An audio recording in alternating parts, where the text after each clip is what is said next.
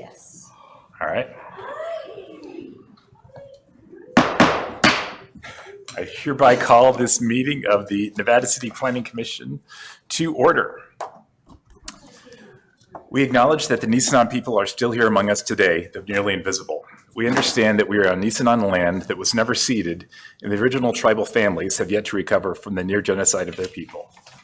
As a resident or visitor in Nisenan land, we support the Nevada City Rancheria Nisenan tribe in efforts to stabilize their people, as well as their campaign to restore federal recognition. Please join me in the salute to the flag.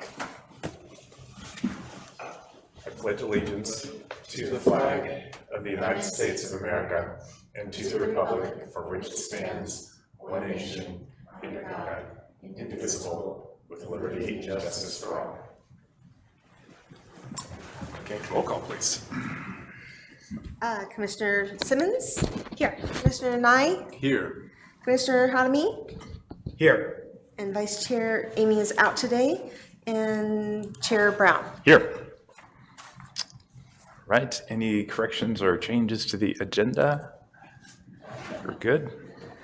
All right, now we'll open it up to public comment for any items not on the agenda. Is there anyone here who would like to talk or make a comment about an item not on the agenda? Seeing no one, move on to the consent calendar. Is there anyone who has any comments who would like to pull anything from the consent calendar? No one? Is there anyone like to make a motion to approve the consent calendar? I'll move to approve the consent calendar. We have a motion and we have a second? Yeah. All right, all in favor, please say aye. Aye. Any opposed? Nope. Consent calendar passes. Okay, moving on to 309 Broad Street, architectural review for new paint colors in the historic district. Come forward.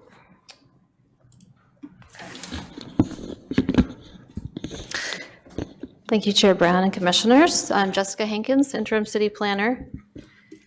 And I think our applicant is here today. So this first item is for 309 Broad Street. It's an architectural review for new paint colors at the Golden Era Cocktail Bar and Lounge. And this project was heard before the commission. Thank you. On December 18th, 2025, and at that time the commission approved a conditional use permit for the rear outdoor expansion and some architectural modifications to that area, but the proposed paint color at that time was not approved. The proposed color at that time was a black with gold trim. So the applicant actually went to the advisory review committee on, and I apologize, this date is incorrect in your staff packet. That should be January 7th, 2026, with some new paint colors to receive some feedback. The new colors are shown in the staff report packet here up on the screen with the black base, red trim, and gold accents. At that time, the ARC recommended more of a mid-tone color, so the applicant is now proposing Country Redwood as the base color. And I can bring up the most recent rendering. The one that was shown in the public packet has actually been updated as of yesterday. I received this right here, and hopefully that's the same as what you have in front of you there, which is the redwood base with the black trim and gold accents.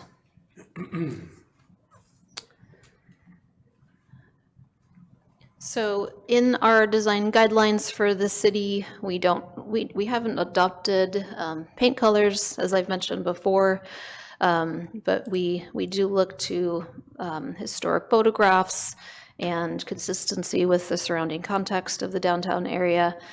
So in the staff packet, you'll see some photographs of the other buildings around Golden Era, as well as in the downtown area. We have, for example, the National Exchange has a kind of a dark brick color with black trim. And then behind Golden Era on Spring Street, which this project would be seen from Spring Street as well, because the rear is seen from Spring Street through the parking lot. There are some dark red back there as well. Staff is recommending that the Planning Commission approve the project, first determining that the project is exempt from CEQA, and then approving the architectural review application for these new paint colors because they are consistent with the mother lode type of architecture and are compatible with the context of the surrounding neighborhood. And those recommendations are in your staff report with some recommended conditions of approval. I'm happy to answer any questions you have. Great. Anything you would like to add to that? After reviewing town a little bit more, and luckily I'm one of the patrons that gets to live up in the Knox building, one of the apartments closest toward Mine Shaft and on the balcony up there, and going up there not paying attention to behind me because I was on the balcony looking around, and then I turned around and went, oh my goodness, well this is Knox building's been there for 150 years. Color scheme is dark with black on the fireproofing doors, things like that. So and I'm looking at the town, and then I turned around and went, oh my goodness, well, we should just invert the whole thing, opposed to the last meeting we had. And between that building and the breezeway that we share with Mama Madrone's, also a similar color. And our wall on that side is also a similar color, so it seemed like that would be fitting with town and the aesthetics and really be a nice kind of homogenizing way to keep everything almost how it is and just create a better face for us as well on the back of Spring Street. Great, thank you. Sorry, one more small note. Oh, sure. On the photo, you folks have the trim around the two pane windows, the big pane windows. We couldn't quite detail that in with a little bit of black trim. There's a very small trim board that would also be black. Okay. Great, thank you. Are there any questions from the commission? Just to clarify, black on the outside of the gold on the trim? Is that what There you're is talking about? nothing on there actually on the window panes, Like around here? just Right next to the two big. Oh, those windows. Okay, got Yeah, it. that Got way it. it's Thank just you. not quite as muted and it has a Yeah. little more detail work. Okay, thanks. Other questions? The scroll work, this grill with the little things up at the gable, is that all to be gold and black, kind of like, so is the lighter color gold? I'm sorry, Tom, you're referring Yeah, to up, this no, guy? up, Up, there you up. go, yeah. the peak. That would be gold, that same dome gold through there, and then those little buttons below, and then the rest will be trimmed in black. Okay, To match the trim Masters exterior dome gold. yeah, and then the eave, is there an overhang between the frieze board? There's an eave and then a fascia. When you look on the underside of the roof there, just inside your door. Yeah. Is that black as well? There might be a foot difference between where, you're talking me behind this peak right here? Yeah, all the way down the roof rake, the underside of the roof that you can see. Yeah, it would be black as well. Only the trim would be that gold that you see. Everything else should be black to hold. I think this is a little bit fat on the rendition Okay, from where it would tuck in. all right, yeah, thank you. Any other questions? Not a question, but I appreciate your aha moment that you had looking around from your own balcony to see what fits in with the town. Could have done it a long time ago, but I was Sometimes it new. takes I was time. new to this, and I'm not shivering this time. I'm very happy to be here. And between my mother and I, we walked around town, and then me taking a moment just to look up and down Broad because we're specific to Broad. Commercial doesn't count for us. All the other streets, Springs, again, another conversation, but it wouldn't be as glaring. And I remember the black being very dynamic, and that was more by accident. And then after thinking about that, going, wow, if you look at everything around, there's nothing that quite needed to be like that. So this seems to fit in with the historic district. We don't stand out, but we still have the gold hues that make us feel warm because you don't want to be too heavy. You want to be inviting in all aspects, especially with clientele. Great, thank you. I'll now open it up to the public if there's any comment on this item. Anyone who'd like to comment? Seeing no one, I'll bring it back to the commission for discussion. Do you have anything? I was just going to say that it addresses everything that we talked about last time, so I think it's great. I think it's a great adjustment, and I just asked Google why so many old buildings are red, and the Google AI says old buildings used red paint because it was the cheapest, most readily available and functional color made from plentiful iron oxide, rust, mixed with linseed oil to seal and warm the wood. So it's a color that has a lot of historic basis, while at the same time makes your building pop, but in a way more historically relevant way. So. And to your point, Tom, thinking about the building being all black and the way that it does show any dirt. Not make it too complicated, a very big black building, because we just polished the entire bar and did everything, and I have one table that I put epoxy coat on and now there's dust on it. I'm like, because it's so clean, because it's so well done that, it shows every detail. imperfection. Yeah. In the breezeway, that's been red for so long and you never know. And it's a color that's more forgiving of paint chips and imperfections in the siding too. It's just more forgiving. So anyway, great pivot. I like it. And the only thing I don't know, but this is the exact same color that is in the breezeway, which is on the Mama Madrone's Ken Myers building. I think it's going to be very apples to apples without it being exact, because it doesn't have to be, but it should be cohesive. Any other discussion? If not, would someone like to make a motion? I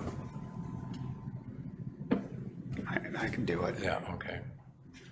I'll make a motion to determine if the project is exempt from California Environmental Quality CEQA guidelines.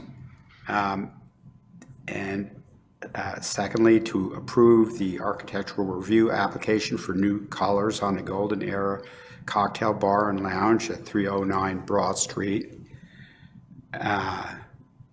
And with the conditions A and B, that the proposed structure is consistent with Mother Lode type of architecture and with the historical district, and that the proposed structures are compatible with the context of the surrounding neighborhood. And with the conditions of approval, should I enumerate them or You can say it's provided in the agenda. as provided in the agenda? Great. And I'll second. We have a motion and a second. Roll call, please. Commissioner Simmons, Yes. Commissioner Nye, Yes. Commissioner Hadamy, Yes. Chair Brown. Yes. Motion Great. carries. We're all set. Thank you. Okay. Moving on to the Have a good day. next item, which is 404 Spring Street Historic District sign application. The applicant would come forward. Do we have the applicant here? Maybe we don't have the applicant here. Okay. I didn't hear anything back from them. Okay. All right, well, we can, Is that not the applicant in the back there? No, it's not. all right, well, Okay. you want to go ahead and present it? Yes, I'm happy to. Okay, this is an application by Brian Saranova for Ice House Gallery for a sign for their business. The sign that's proposed measures 3.5 by 3.5 feet. It's 12.25 square feet on each side, and it is double-sided. It would be attached to the right side of the front of the building with the base of the sign 8 feet from the ground. The sign material is aluminum with metal framing, and there's no lighting proposed with the sign. So that's a rendering of the sign. Going through all of the applicable regulations for historic signs or signs in the historic district. This sign does meet all of the code requirements with the exception of the sign area, which is a maximum of 24 square feet. So there is a recommended condition of approval to reduce the size of the sign just slightly to get the total sign area under 24 square feet. There is an interesting sign bracket that's also proposed. There are no regulations or guidelines in terms of sign brackets. This one has this ice harvesting tool made out of black metal on it. And so I did include a couple of photographs of other sign brackets in the downtown area. It's consistent with it, and they're all somewhat unique, actually. The bottom of the sign is proposed above the height requirement, so they do meet that requirement as well. It's normally supposed to be 7 feet above the sidewalk, and they're proposing 8. So staff is recommending that the Planning Commission determine that the project is exempt from CEQA and approve the sign application for Ice House Gallery with the findings shown there and the recommended conditions of approval. Happy to answer any questions. Great, thank you.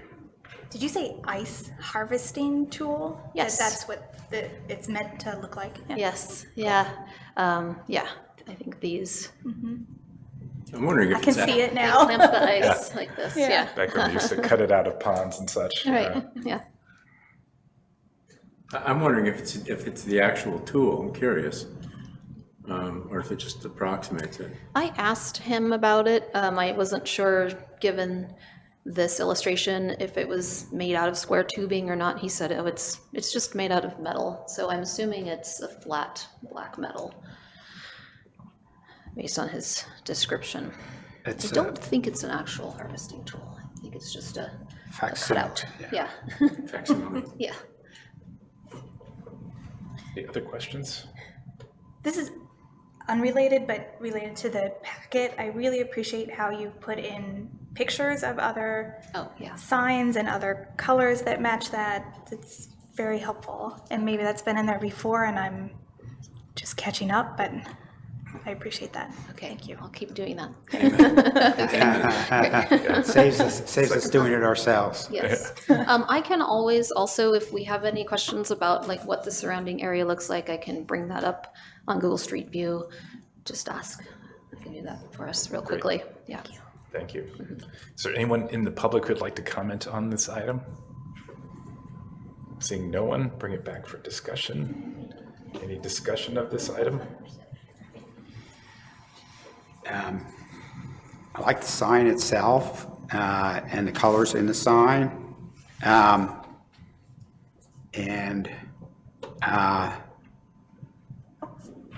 the white, the gold, and the black. So the gold and the black with the red house, that seems where we are these days.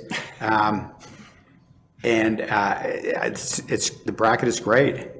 It's a lot of fun. I'm not sure how many people will notice that to begin with, but Well, I didn't. yeah, if I walk by with someone, I can point that out, and that'll be really fun to do. But no, it's a really sort of inventive idea with that functional piece. So Thank you. Any other discussion? I'm with Commissioner Khatami. Yeah. I find it to be very compatible as well in terms of general design, with the exception of the size, which we will address as a condition of approval. I think it's good. I do have a comment. Sure. I'll take it back.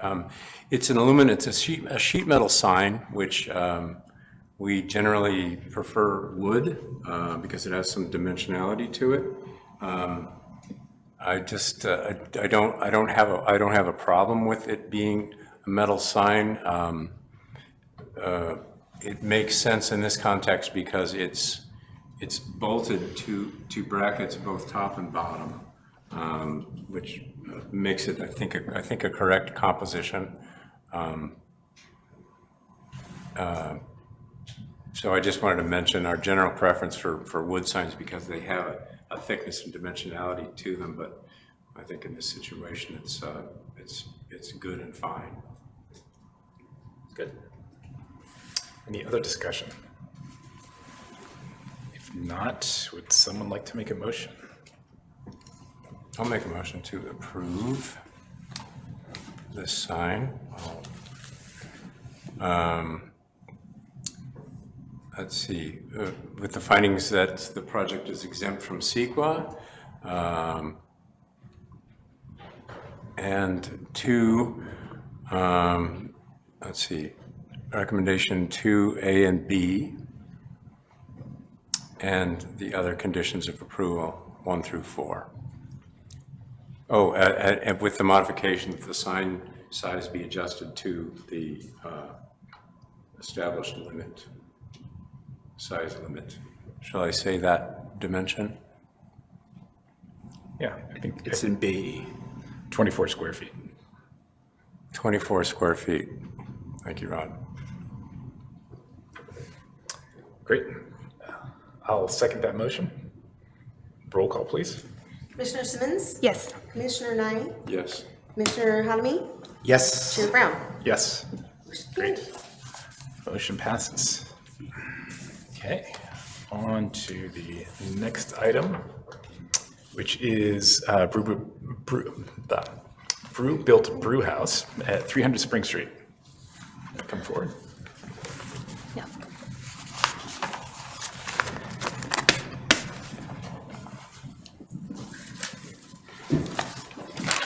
This is an architectural review application for Brew-Built Brew House. And as you probably remember, this project was heard at the Planning Commission back in December. And at that time, the proposal was not approved for 2 20 by 20 wood shelters on the south side of the building. And so the applicant did attend the advisory review committee meeting on January 7th and to discuss a new proposal to move the structures to the west side of the building, and that's shown in the staff packet. The ARC is just an advisory body, and so there's no formal recommendation from the ARC on this, but it was generally discussed that the new proposal addressed the concerns that were previously brought up, but they did request an elevation to confirm how those structures would fit together. So this new proposal is slightly different, it's adjusted not just in the location, but the size of the structures. So now there's 1 20 by 20 and 1 20 by 12 wood shelter. So in this layout, you can see the 20 by 20 here to the south and the 20 by 12 up against the building here. The timbers would be painted black instead of left as cedar as previously proposed to match the existing timbers in the awning structure on the south side of the building. All of the other features remain the same as these are prefab buildings. There are some natural black canvas sides that would also be installed and rolled down during inclement weather and warmer weather, and then rolled up generally during the dry season.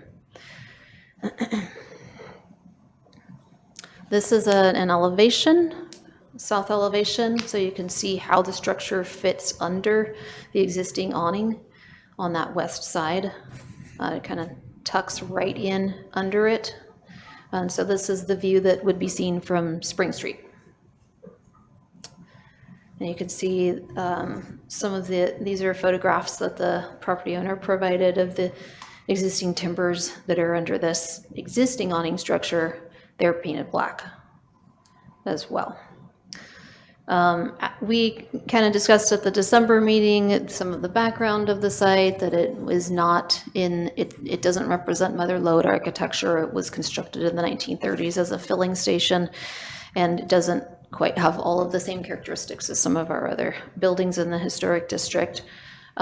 This new proposal generally is consistent with the architecture of the existing structure. And it would create this L-shaped layout, retain the open air outdoor space on the south side of the building to a greater extent than the previous proposal, and create some shade on the west side of the building, which is really needed in the afternoons in warmer weather. So staff is recommending that the Planning Commission determine that the project is exempt from CEQA and approve the architectural review application for this project with the recommended conditions of approval, and making the findings shown in the staff report. Great. Concludes my Thank you. presentation. Anything you'd like to add?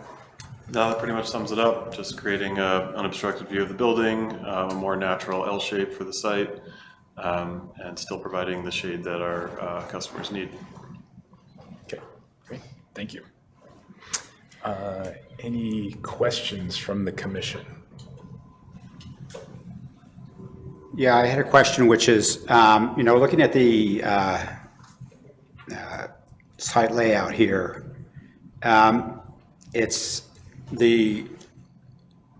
so you went from 220 by 20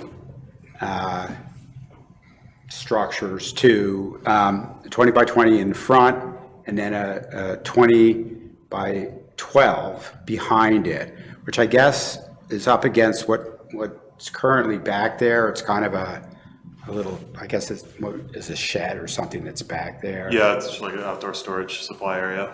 Okay. And so then, so you reduced it in order to fit into the space. Just a quick question on the front as it comes up to the driveway there with the sort of the curved metal fence.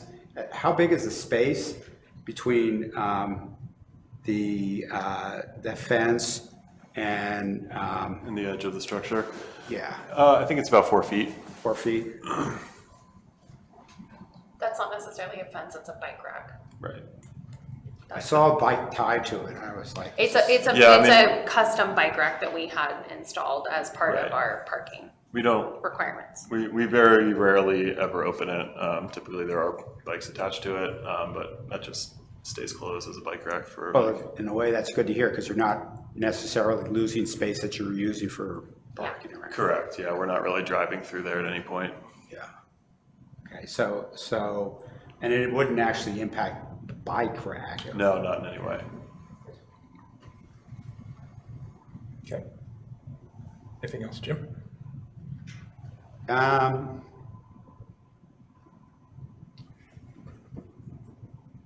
Well, I have things that I. For discussion, okay. Any other questions from the commission? If there are no questions, anyone in the public who would like to comment on this item? Seeing no one, I'll bring it back for discussion.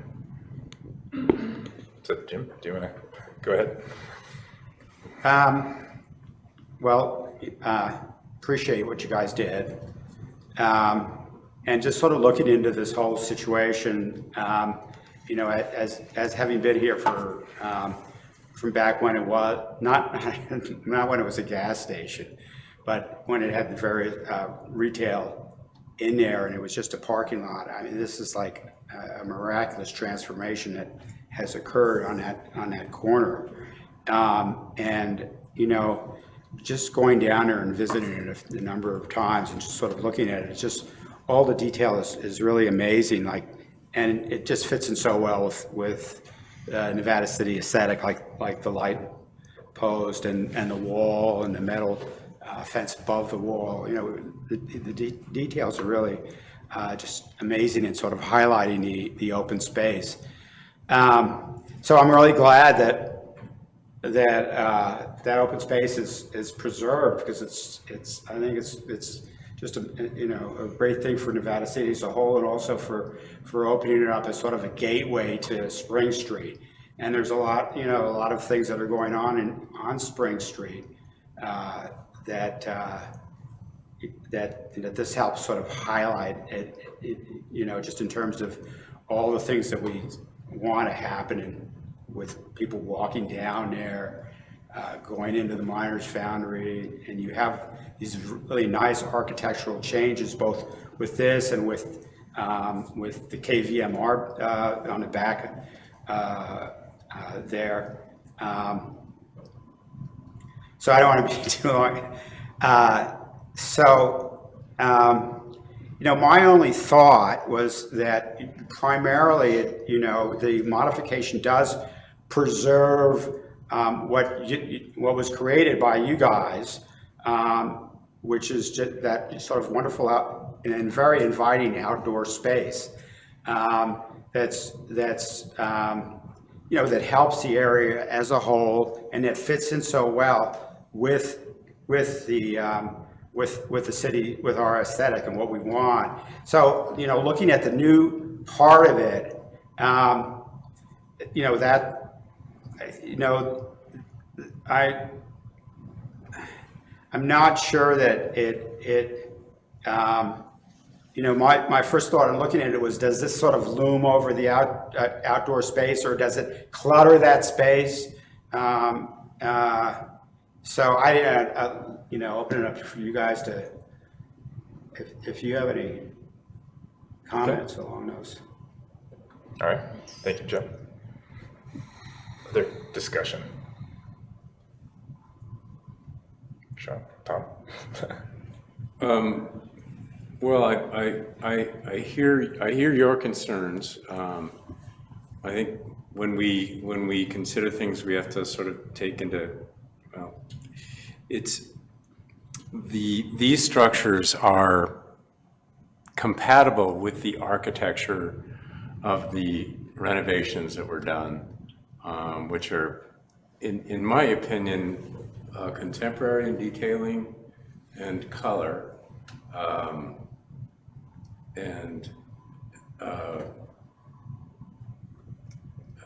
Though the surrounding of the property, the stone wall, the ironwork, and the way it was treated, kind of connects it to the historic town, and I think that was our sense of it at the time. The need for shaded, covered outdoor dining is something you've determined you need, and this seems to me a very practical solution. And the resiting, because the buildings are low, the highest side of the buildings tuck under the side awning, which is a nice architectural feature. It echoes the one on the other side. I don't think it detracts from it necessarily. So I think the resiting, I think it's a decent for what their needs are. I think it preserves a lot of the open feel of the corner, the open outdoor seating, the fire pit, the area to the side, to the Pine Street side. So I'm in favor of the approach that you came to with a manufactured thing that isn't onerously expensive to meet your needs. Something I think that needs mentioning, though, is the canvas size, which you are including in our architectural review today, is something that is kind of unprecedented in Nevada City. And I can see why you want it. I can see the value it has.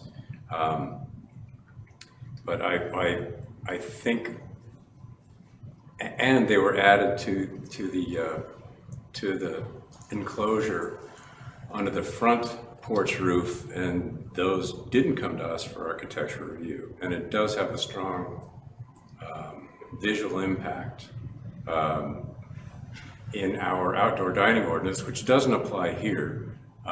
We've set standards for the way outdoor dining should look in the public right-of-way.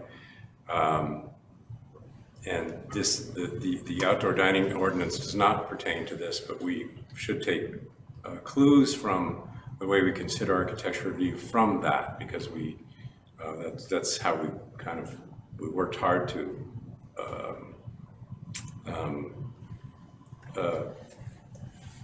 express our, as a city's design aesthetic pertaining to outdoor dining. So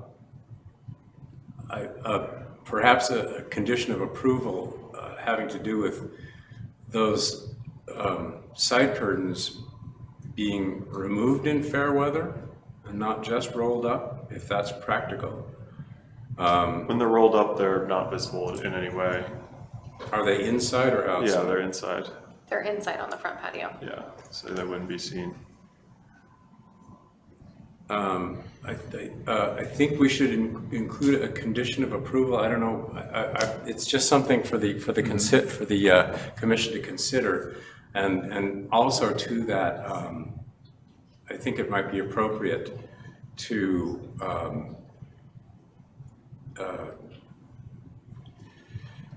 add such an approval to the existing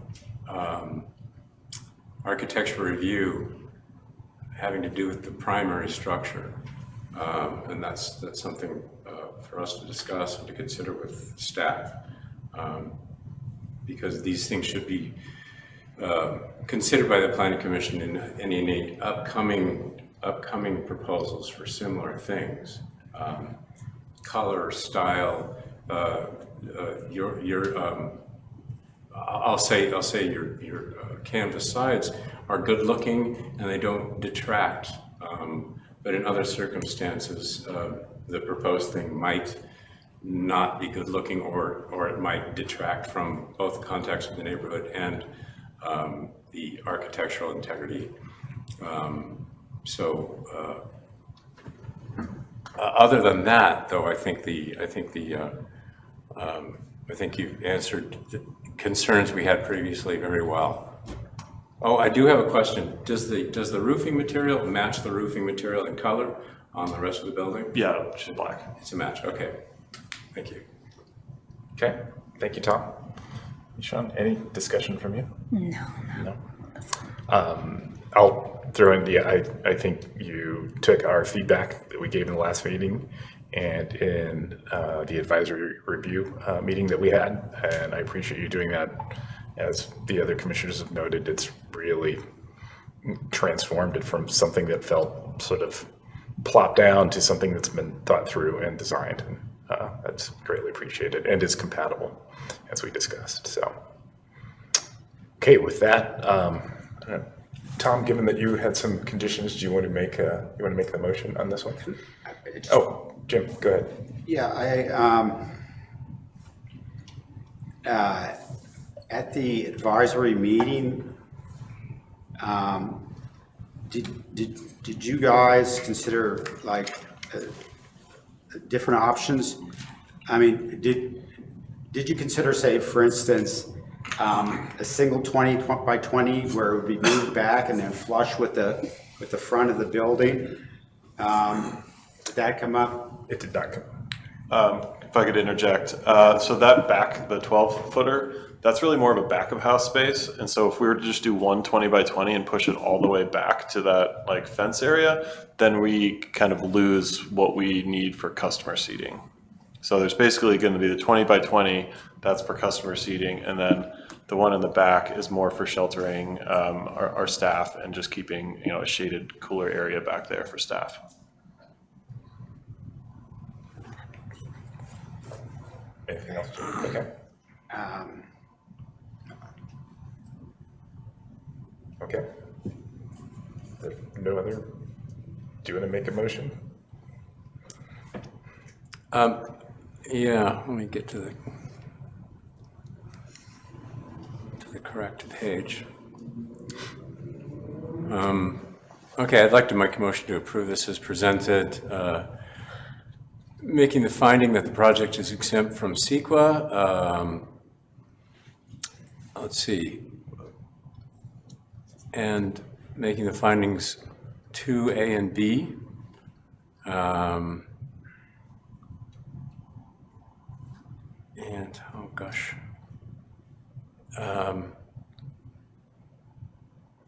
And conditions of approval 1 through 3. And my requirement that in fair weather, the canvas sides should be rolled up. So can I ask a clarifying question about that? Yes. Because I did discuss this with the applicant before the meeting. I think it might be a good idea to put dates on it, potentially, or to define what fair weather is or something along those lines, because I feel like it could be confusing to enforce that later otherwise. So one of the things I had thought of was potentially like looking at March 15th to November 15th. That's often a window that's considered, that's outside of the winter. But there are going to be some very hot days in that window too. So I'm wondering, and obviously we need your input on this too, but rolling up the sides from March 15th to November 15th, and there's also fair weather during the winter too, so we might want to add something in during all other times of fair weather or weather It gets above. really complicated. It does, it does. Right, especially Unless- because some of it is Yeah. shade and Right. some of it is fair weather where you just want to be outside. Yeah, and in Yeah. our location with that southern exposure, you know, when it's 65 degrees out there, it can feel like 85 on the beer garden. So I really don't think that trying to create rigid borders of when it's acceptable to have these up or down is going to be beneficial, or you know, I think it's just going to be very confusing because, you know, over on Broad Street, it's going to be, you know, chill, you know, sunny, but like a pleasant temperature, and then you come around to our beer garden and you feel like you're broiling. So like, I just don't think that it's fair to like create dates or number or temperatures around this. I think that you should be able to trust us to use our best judgment of when shade is appropriate, when shelter is appropriate, and when people like to have open air. I also don't think though that if you wanted to open it up more often.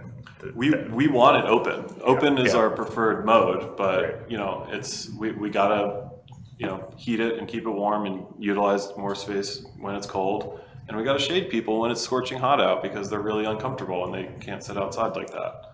So During the summer, they won't sit on the front patio if we have the wall up necessarily when it's 100 degrees and there's Right, black when- tables and black chairs So and. on the covered patio, we always open the east wall to allow cross breeze, but that southern wall provides critical sun coverage because our metal tables get like scorching hot. You can't even sit there. Yeah, understood. So I just think that we should trust each other that we all want the same thing. We want the walls up, but it's sometimes not feasible. I mean, it's been below 50 in October, and that's when we have to turn the heaters on the front patio just to have people want to come in and sit. So putting a restriction that we can't put the walls down until November when it could possibly be snowing or raining sideways, which the weather up here is completely unpredictable. This all makes a great deal of sense, and so, and since we're weak on enforcement, that is to say, yes, we're weak on enforcement. Yeah, I'll withdraw that fourth condition of approval and though, just note verbally the preferences for it to be open aesthetically for the city, for the cityscape. Yeah, we want that as well. You know, we love like it to too. show off the beautiful blue that we put on this building, but can't always do that. There is, one of the things that we do here is to, when we do the approval on this, is that the applicant has to be consistent with what's been represented in the project description that's in the staff report. So the approval usually comes with a stamp on the staff report with any modifications made at Planning Commission. So, you know, if there was a time in the future when there's some other owner that comes in potentially and wants to have those down all the time, then we could actually come back to this, and it says that those sides should be rolled up during fair weather or not during inclement weather. So we could enforce that way. Could we say something like open as often as possible, weather permitting? We could. I don't know if that's as enforceable as putting dates on. Not at or- all enforceable, but it does convey the intent. Yeah. It does make a statement about that, yeah. What if we plan on selling, we come back to you guys and say, enforce whatever rules you want for the new owner, and we'll make that as part of our conditional use permit? Well, we own the business. But I think it makes sense to formalize the intent. That seems like a fair Yeah, compromise to we me. trust you, and yeah, you know, this is a binding proceeding essentially. Since I'm making the motion, can you say that again? A fourth condition of approval, which says? Yeah, that the sides are rolled up as often as possible, weather permitting.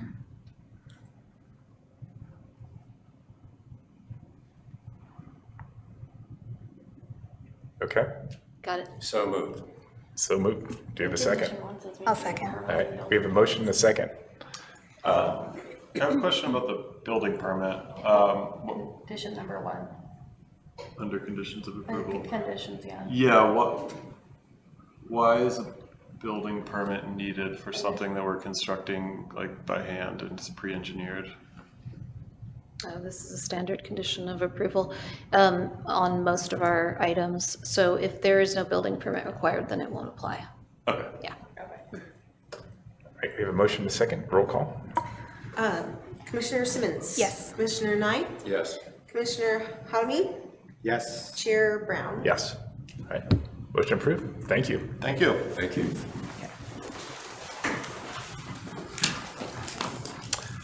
Going on to the next item, 211 Park Avenue Architectural Review for exterior changes outside the historic district. Great. Okay. Thank you. Hello, welcome.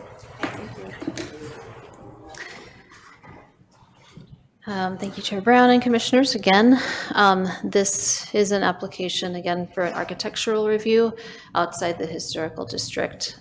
We are looking at a property at 211 Park Avenue that was constructed at some point in the mid-1800s. There's some different information on that, with a family room added around 1900.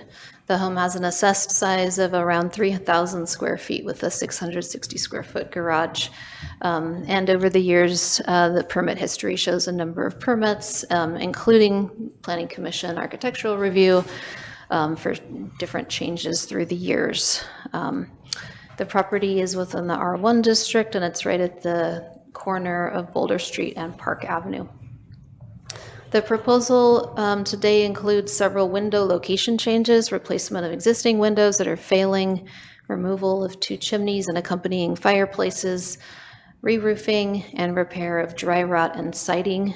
There's also new paint proposed in a single color, white for the body and all the trim. On Park Avenue, which is obviously where the address is, the exterior front door would be removed and replaced with a window to create clarity for the front door, and there's also a front door on the other side, and improve energy efficiency. So because of all of these changes together, this is considered a major project under the municipal code, even though it's outside of the historical district, because the building was constructed before World War II. For these types of changes, the municipal code has the standards that I've outlined here, and I'll just review these real quickly because I don't know that we've gone through these before. The distinguishing original qualities or character of a building, structure, or site and its environment shall not be destroyed. The removal or alteration of any historic material or distinctive architectural features should be avoided when possible. All building structures and sites shall be recognized as products of their own time. Alterations which have no historical basis and which seek to create an earlier appearance shall be discouraged. Changes which may have taken place in the course of time are evidence of the history and development of a building. These changes may have acquired significance in their own right, and this significance shall be recognized and respected. Distinctive stylistic features or examples of skilled craftsmanship which characterize a building shall be treated with sensitivity, and deteriorated architectural features shall be repaired rather than replaced wherever possible. In the event replacement is necessary, the new material should match the material being replaced as close to the existing material as possible. So these are just the criteria that apply to this particular project. There's actually some more outlined in the code too. So going through some of these changes quickly, the first one is removing the Park Avenue facing exterior door and enclosed porch and replacing the door with the window.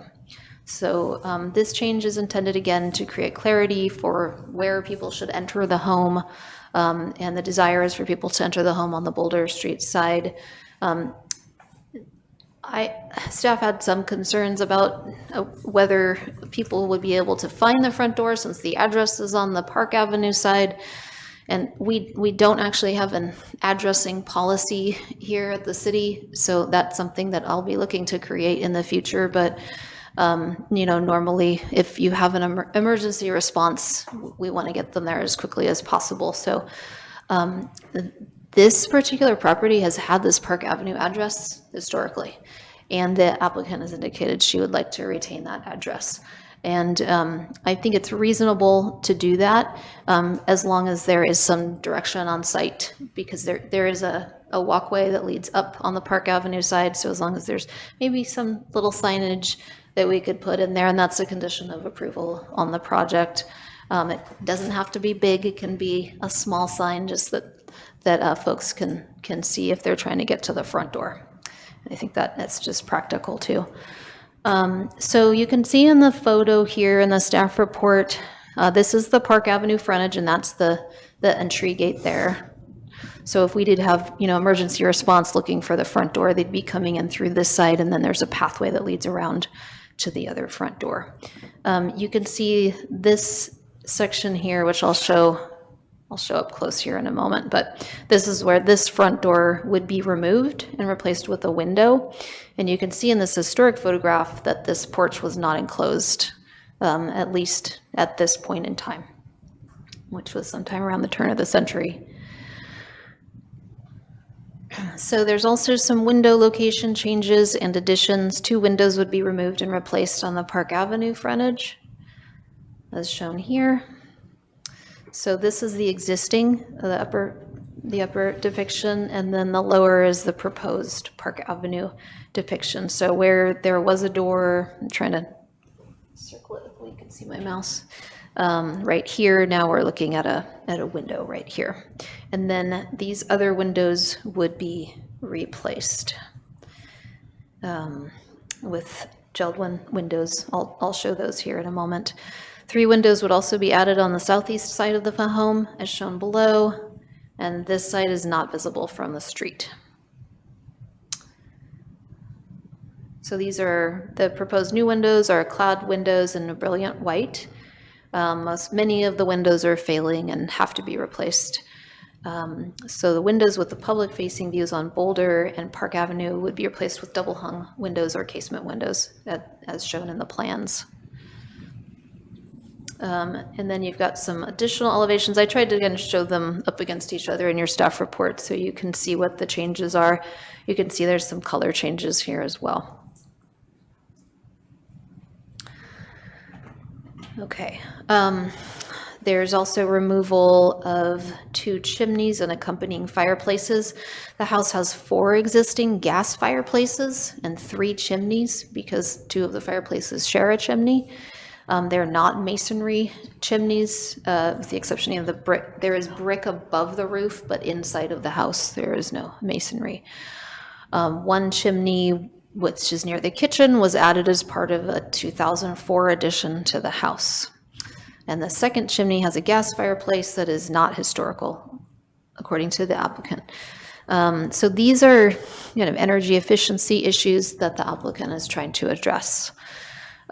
New roofing material would match the same color and shingle style, so that should not be an issue.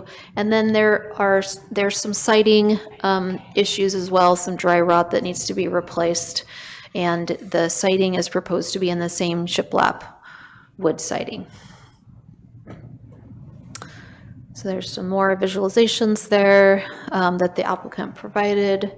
There's some more historic photographs as well. So staff is recommending that the Planning Commission take the following actions: that you find the project exempt from CEQA and approve the architectural review application with the conditions of approval shown or as may be modified at the hearing, making the findings shown below, which is that the exterior alteration is generally compatible with Nevada City style architecture. This is a slightly different finding than in the historic district. Doesn't need to be compatible with mother lode architecture necessarily. And the proposed exterior alteration is compatible within the context of the surrounding neighborhood. And I'm happy to answer any questions you have. Anything you'd like to add? Just really quick, I only have like a couple of minutes because I have to pick my kids up, but she's going to stay to represent me, so I just Okay. wanted to check in really quick about that. Great, thank you for letting us know. I think what I would note is this is a building that has had a lot of work done on it over the years. And not all the windows are divided light currently. I know that that may be a point of conversation, so I just want to note that it has lots of different window typologies happening already. Yeah, and then the rest I'll wait for your questions. Yeah. Okay, thank you. Yeah. I'll open it to the commission for questions of the applicants. Are there questions? Well, I'll start with a question. That was one of my questions, was about the reduction in the number of lights. A number of them were like 2/2, and you've gone to 1/1. Yeah, so part of what's happening is a pretty significant interior kitchen remodel on the side, the side that you can't see. And that was an addition that was done in 2000, and part of that was done in 2004 anyways. And Lily, the homeowner, would like more light in that space. It like looks out over a private courtyard, and the divided light really sort of, it affects that, sort of just the interior feel. So that's one of the reasons. Double hung windows are not energy efficient at all. And our preference would be that we could, and also just from a like operability standpoint, that we could use casements on that side, hopefully, if that's okay. And then on the back side, I don't think there's any divided light anyways. It's sort of a mix of, currently there's some aluminum windows, there's some windows that were replaced. There's windows probably from 1970 to Yeah. 2008. Yeah. They're none of them are consistent throughout the home, and most of them are failing. So, I mean, my opinion is that there's a rhythm to this that we're trying to stay in keeping with Nevada City architecture in terms of scale and proportion of the openings. The divided light, I'm pretty sure, was added at a later date, like it wasn't also original. So this sort of conversation around, What's original yeah, to the home? and what, as buildings learn, as we say, sort of that conversation around buildings being able to evolve. This is one of those buildings. So in my mind, the proportion is still in conversation with all of that, but we're just trying to also make it function better. So what percentage of windows are you replacing? I didn't add it up. It's probably, I don't know, maybe 60%, 60 or 75% of them. To say as a side note, I spent my middle school years on Boulder Street, and I always loved this house. Yeah, it's very special. Yeah. Other questions? The southwest elevation, is that what you're considering the back of the house? It faces, it doesn't have a frontage on Either, Boulder Street. yeah. It looks toward the park essentially, correct? It does, Yeah. And you can't really, I mean, I guess you could if you were peering over the fence. There's Hedgerow. hedges on Yeah. either side, on the corner and then on the back to for privacy from the neighbor. And so you can't see it unless you're really looking. It really is sort of like going into a private courtyard for the most part, yeah. And those are proposed to be, double hungs or? Our preference is that they're casement windows, and some of them are fixed. I see a bunch of notes, okay. I think maybe the dotted lines, it has the dotted. I could bring up the plans. Yeah, if that's I I think- have to go. I'm so sorry. I feel awful. That's okay. Thank you so much, though. All right, thank you. Yeah, we'll talk to you later. One thing, There are different notations on that, Yeah. on that elevation. Yeah. It doesn't have Very nice renderings, by the way. Oh, great. Thank you. Very illustrative. But on the southeast elevation, it doesn't have the same notation that says existing window to be replaced. And so I You have to just pull found it that up for me. a little Is that this confusing. one, Tom? Yeah, that's the one. Wait, is that? That's would be the- southeast. Yeah, southeast elevation, yeah. Yeah, so the way we're currently showing it would be the ones without, that don't show how it's opening with the little dotted line, those would just be fixed. So those are all fixed, all those along? There would be,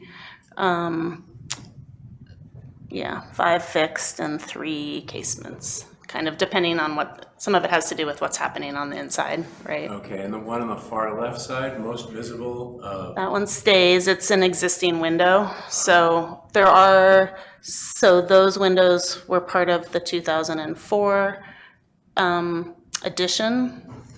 and that's a 1/1? Yeah, Yeah. Well, it shows it in it's a the, casement. it shows it, you're talking about the one on the far left. Yeah, the far left. If you scroll up, it shows it 2/2 in the existing. Oh, I'm sorry, 1/1 is, maybe I'm not Yeah, understanding. it's a double hung, 1 light over 1 light. Oh, it has, it's a divided light, So it's 2/2. yes. But it's a double hung, Right, yeah. right.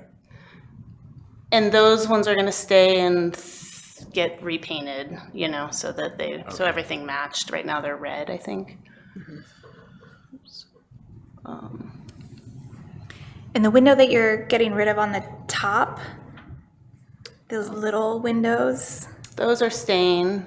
Those are just attic vents, like, Oh, okay. oh, that one, yeah, those are in the attic, and that one is closing it that up. one is a window. It will stay, Okay. yeah. Because on the down, it says the existing windows to be removed. There is, oh, on the very top, not the second floor, there is one that is, yeah, those are getting replaced. Those can't be casement. I mean, those were probably put in the 70s too. They're single pane aluminum windows. The size you couldn't do a double hung there.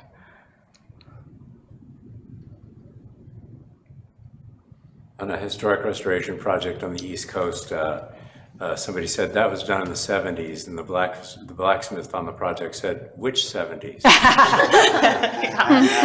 The 1970s. That's true. That would apply here, Yes, too. it would. Yeah. Yeah, no. Other questions? And also the notes say it, but you'd be wanting to replace the transom and side lights for the actual entry door, or is it? No, that's like, that is a door going in, the one that is is proposed, that's actually, the elevation may not represent it, but it's like deep behind. You go under a porch and it Yeah, I goes in. saw it Shade today. sort of indicates okay. it there. That is to be replaced. I don't actually have, it's like a door that's been kind of hodgepodge built around. It's slightly one of those existing conditions that, I don't exactly know what that door is yet, Okay, and to be honest. It's shown on the existing north elevation. I looked at this project at this house today. Yeah. And I didn't take note of what the front door set up, but on the existing, it does show that Yeah. the door with the transom and side lights. And is that what's existing? No, I'm looking at the north elevation. Sorry, Jessica. The, This one. There you go. the Yes. one facing Park Avenue? No, this is on Boulder Street. That That's one, forward. yeah. Yeah, there's a That column. is a representation of what's there. It's basically got, I think it has, yeah, Lily would be able to describe it better, but I mean, it has some framing around the door, and then it has, like, all the windows are framed in, so it's not like, So it's relatively close to what that is. And if that felt important to people, you know, we're open to talking about what needs to happen there. I'm not sure that we actually would, that seems so deep in the you know, far back, like in Yeah. terms of how you read it. I'll just. Yeah, say what- Well, this is the question asking period, correct? Correct. Yeah. Yeah. Then that, I think that, okay, so I have another question. Okay, go. Thank you. The windows along Park Avenue currently are 2/2s, Yeah, double hungs. yeah. And you're proposing 1/1 double hungs? No, they're all, I think it just, the line work isn't reading on those. Okay. They're matching them. So I think that the rendering just doesn't show it clearly, but there Actually, is. I sort of, when I zoom in, I can Yeah, see sorry a little, about I that. can Yeah, see it better so in there. It Yeah. is 2/2. That's how it would all be. Yeah, on both street side elevations? Yeah. Okay. Except for, unless picture you window? have a feeling, I'm waiting for your comments about the picture window. I mean, those could be divided too on the, With that grid pattern that's in the existing one? yeah, Lily would love to get rid of the grid pattern if is feasible. It's single pane. It was not, definitely is not original. Right, I noticed that today, it's not original, and when you said buildings learn, and sometimes they don't learn good things, Yeah, exactly. but that's my opinion. Anyway. Yes, mine too. There can be, that you can you can honor a building and bring it into the current era in a way that meets the occupants' needs and is also, and the next person's needs as well. Yes. I will ask, if I zoom in on that, on the replacement for those ones with the grid, it looks like Yeah, sorry. there's something in Yeah, there. those are all gridded. I'm sorry, they're They all have simulated divided light, and it's In not true the- divided light. in the, I'm sorry, those Those windows were- are simulated divided light?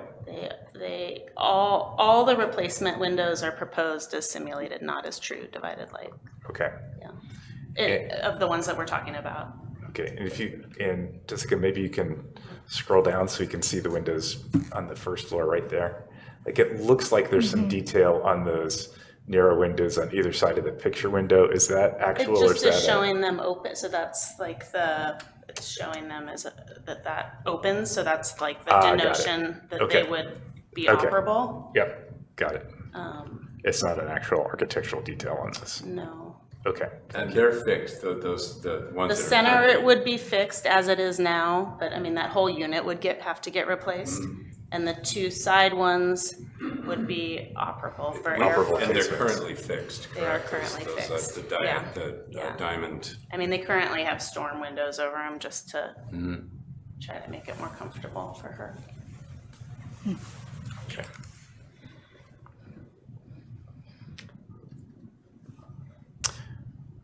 I think that's it of my questions. Does anyone else have any other questions? If not, is there anyone from the public who would like to speak on this item? Seeing no one, come back for discussion. All right. Discussion. I know, Tom, you had some things you were ready to discuss, it sounded like. Yeah, you don't have anything, Jim? No, the only thing everything you're doing, it makes sense, and like you say, it's changing some of the stuff that shouldn't have been changed maybe. Like the little door on the Park Street side, I went by there and I saw that, you'd already taken out the steps, and so. And also, I do think that it's pretty clear that the entrance is on Boulder Street. Yeah, I don't know it if feels that's- that way to me when you're approaching it, like when you go into that, it doesn't feel Yeah. confusing where you're supposed to go. Yeah, especially with the changes that are being made, that I don't think that anybody's gonna have any concerns. that it? That's it. Let's see, the thing most troubling to preservationists would be the removal of the front door on Park Avenue. And yet that was, it seems to me, and I don't have any documentation of this, but it seems to me that was the front door when it was a different house. I couldn't really tell, truthfully. It was a porch with a door, and a lot of these houses had that kind of arrangement where there was, I'm not sure. Yeah, and personally, I think removing that door and treating it with windows in the way you've got shown is fine. Doesn't, to a purist, I think we think in terms of how people want to live in their homes, and alterations being consistent with the style of the house as it exists, like the addition of a dormer, which you're not proposing, but the dormer be in the style of a house. If it didn't historically have a dormer, we hopefully try to find a way to make it all work together. That's not an issue. I think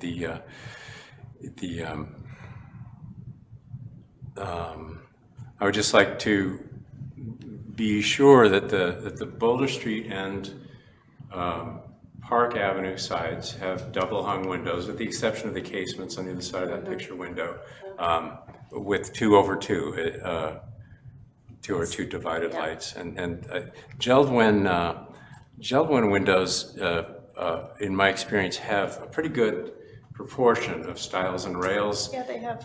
Yeah, they're not super massive. No, I think it's 7/8. I might have chosen different windows, but some of these windows were chosen by someone beforehand. So. Right. So you're just trying to make it all work together. Yeah. But the basic frame, stiles and rails, I think it's a good choice. It goes well with historic, because the not too stiles are chunky. narrow, and just more similar to historic windows. The proposed, from my perspective, the door that is down the hallway is kind of impactful, because it goes through kind of a colonnade. Aside from the unfortunate location of the power panel. Yeah. But it's visually impactful, and the treatment is shown with a side light to the right of the main door. Has a really contemporary look to it. I don't disagree. How do we? It's just that not all the interior stuff's fully flushed out yet, so that affects a little bit. What if it was? I will say right now too, the light. I think in the ridge, I think the lights don't go all the way to the ground on either side of that door. It's like solid wall, and then there's, I can't remember how many lights, maybe 2 up, and then the transom above it. So I'm happy to reassess that one, if that's important. Yes, it's personally, aside from those things, that's the only off note, in my opinion, that doorway, because it is visible with the lights on. It calls a lot of attention to itself. I'm assuming there will be a light on there. Yeah. And it doesn't fit the architecture. The house feels so genuine because of really odd details, like like those gable vents. Aren't those weird? They are weird. But I like them. Yeah. Is there a way to? Yeah, I don't know how that works in this proceeding. In terms of, we come back and show you something, or? That'll be. We do have a liaison you know, a commission liaison setup where, They come in. yeah, if a have a thing's little- been discussed, you make a proposal. Yeah, if you're generally amenable with the change that he is, proposing, but if we're just not sure on the details, then we Yeah. can do what he's saying and have a liaison to just go through those details with you. You when know, you some have- changes. So then, so that we could move forward with our planning and still Right. work on the building permit. Exactly. Then That's you don't more have to- my, You Then don't have to come back here. for the full, to the Okay. full commission for that that makes sense. approval. Okay. Anything else? Since, No. yeah, I will say, since that is a process that could happen, the front door was also, like, right, it was never decided if it was gonna get painted. In all likelihood, I think Lily would like to replace the actual front door. Is that something that, it's not original either, by any means, I don't know when that one was put in, but it's clearly, It's not a very correct front door. No. No. No. so I would like to come up with something that was more elegant, but we hadn't resolved that at this point. And I would say if you're telling us about it now, that Yeah. you want to do that, Yeah. again, Okay, and I think yes, we are. I'm gonna say yes. All right, That I we would think like we to would do be, that. expect to be in favor of that, and where that could be a detail. Like a wood door or something, or. Right, and then yeah. the specifics to be, approved Right. unilaterally by a liaison unless it's like some really different thing. Okay. Cool, that's it for Is me. that for you? Yeah. Michelle, did you have any? No. I did have a couple comments. In general, on the divided lights, in our design guidelines, we generally require true divided lights. Yeah, I don't disagree. Some of these windows were ordered before I was involved in this project, so that's why I'm sticking with what was ordered. that's problematic. Yeah. Yeah. So I don't know how you wanna, that's why I'm saying, It's unfortunate I think that was that, done. they're not installed, just so you Okay. know. They were ordered and then I encouraged that we go through a process to Yeah. get your opinion. True divided lights are very expensive, I will say, They are. and less efficient. They are substantially less energy efficient. And that's what I have to say about them. It's noted. However, it's one of those things that is in line with keeping our historic Yeah, our look. So that's a comment at this point. yeah, okay. I'm actually more in favor of keeping that door that's being removed. I feel like it's an architectural detail that's gone away, with acknowledgement of what you're saying about the evolving nature and use of the building. I felt like that was a substantial detail on that side that as we're sort of step by step moving away, from the original, and Except for that wasn't original. well, It was a porch that was The porch was not enclosed. original, but a door there in those pictures from the turn of the century, a door was there. And so that's what I'm saying. We're moving step by step farther away from that, and now it's disappeared completely. Yeah, So, given that it was approved to have a porch in the past, I'm not saying that Yeah. that shouldn't be there, but again, keeping that, that resonance with that historic would be more in my line of thing. So those are my two discussion points. I mean, Anything- personally, I think Sure. since this is just from a composition standpoint, since it was enclosed by whoever, I think compositionally, the building actually works better without it now. I mean, when it was a porch and you had that sort of pause as you went into a building, to me, like both in movement and functionality, that's a much better, like that makes sense. That's why, and the door was protected, right? Yep. And so given that the building has evolved over time compositionally, I actually think it works better to have like sort of a band of windows. So that's Okay. my spiel. Any other discussion at this point? If we may, Yeah, go if ahead. we may discuss between ourselves We may, yeah. at this point. I will say, to me, that's not something I'm hard and fast on. I mean, I understand the discussion point of it evolving, and to me, that's less of a thing, honestly, than the divided lights. So, And so I have a question. Sure. As though we were continuing with a discussion, you and I. Sidebar. No, front bar. What is the use of that space currently and proposed to be? I mean, currently it's, I don't know, like a little playroom kind of space. So she's got it set up as a playroom, and that is another reason not to have the door there. I actually don't think it was originally the front door, just because of like the Parkside door, you come in and it's the stairs and there's a foyer, and but that's, like you were saying, historically, it could have been the back door kind of thing. so there still is doors behind, like basically it is just an enclosed porch space that is cold. Cold playroom right Yeah, now. and it's off of the living room, so it's sort of an awkward space a little bit. So it could be used as an office or a playroom, or Did you say cold playroom? I said cold playroom. It's You cold. did, okay.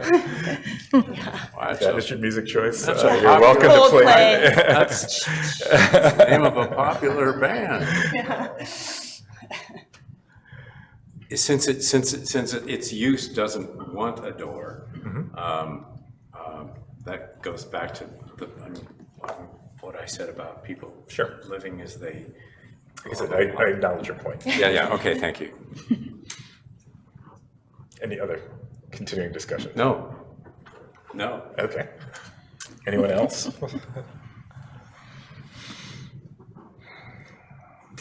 If not, does anyone want to make a motion?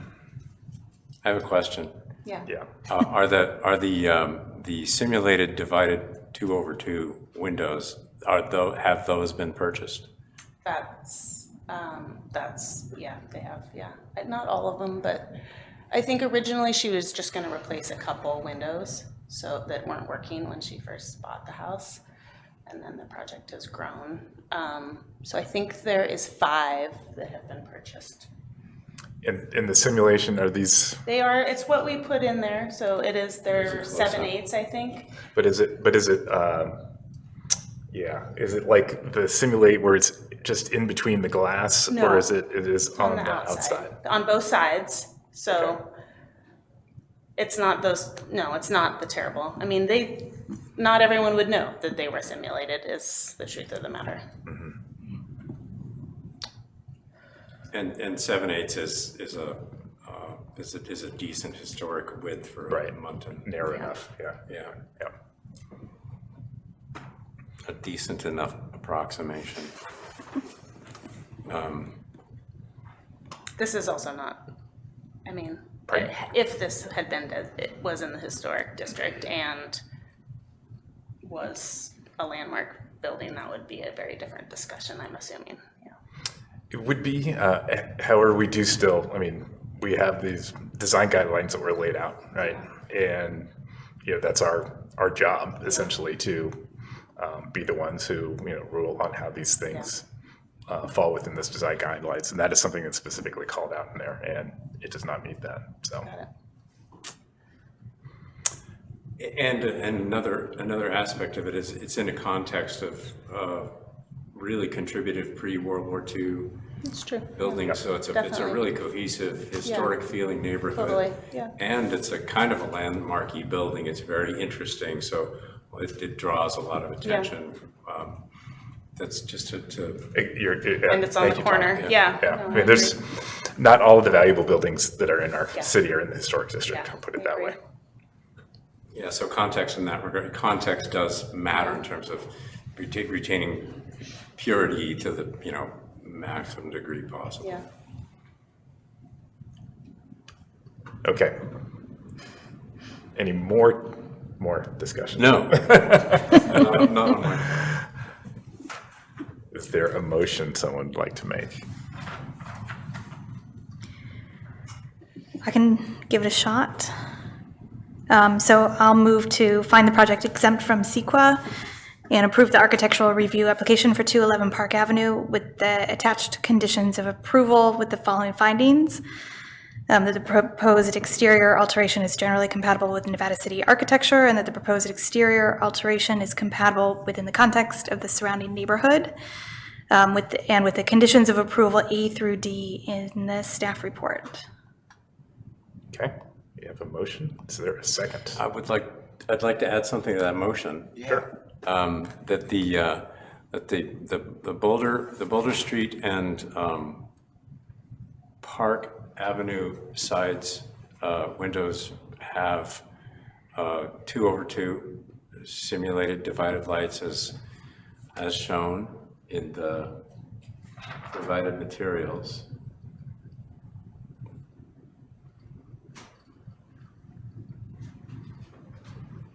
And that the remodel of the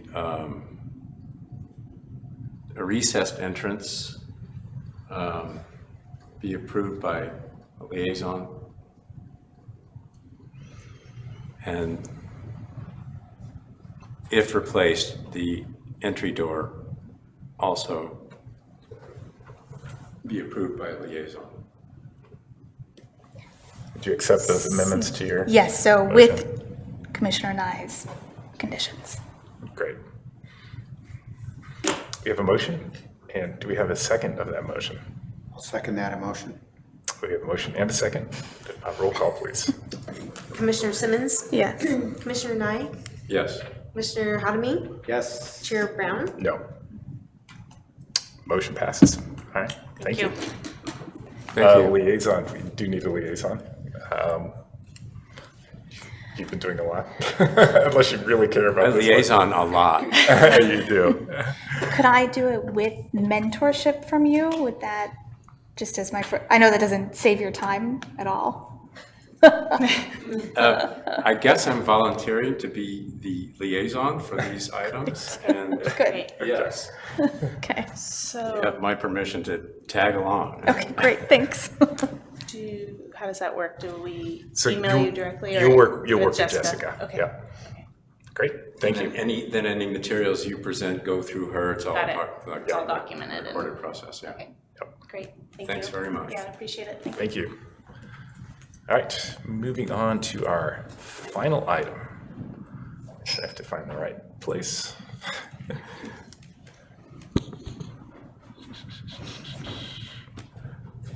Hello. Hello. Welcome back. Okay. Go ahead. I'm still trying to find the right page in my packet. Okay. I just Page 52. 52, thank you.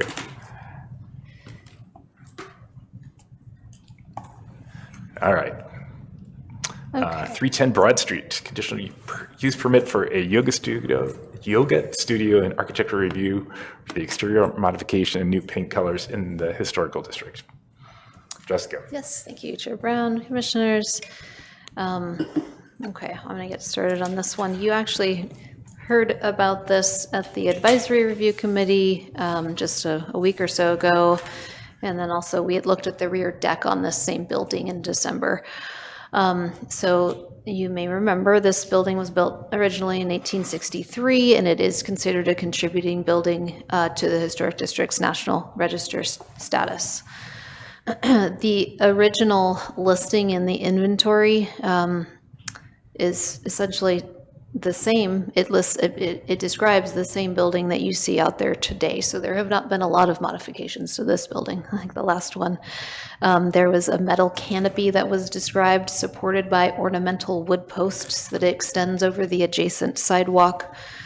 The Victorian remodeling, which did occur circa 1900, included the balustrade over the canopy, which gives the impression of a second-story veranda, but it is not an actual usable veranda, and the prominent shingled cornice above the second-story center doorway and windows, which extends the entire width of the building, where it is supported by ornamental wood brackets beyond the angled corner windows. And then that door that is above the veranda is also just decorative. So the applicant divided this particular project. I know I mentioned this to the advisory review committee members already, but for the benefit of the others who weren't there, the applicant divided this whole project into two parts. So that you previously heard the rear deck because that was deteriorating and needed to be replaced as soon as possible. And then the proposal today is for this conditional use permit for a yoga studio, which is required because we're in the general business district in the downtown area, and an architectural review permit to modify paint colors and renovate the street-facing features of the building. There are also interior modifications too, but we're not going over those today. So let's see here. On when the ARC heard this project, I'll give you a little overview of what happened there. The railing height, I didn't end up writing it down, but I think the existing is 24 inches, is that around?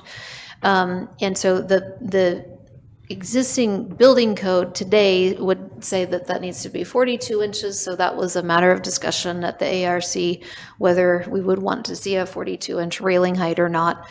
And the ARC indicated that to be more consistent and historically authentic, it would be better to try to reduce that height a little bit, still staying safe because the applicant does want to be able to use that veranda space on the balcony there. So to reduce that to 36 inches is allowable under the historic building code.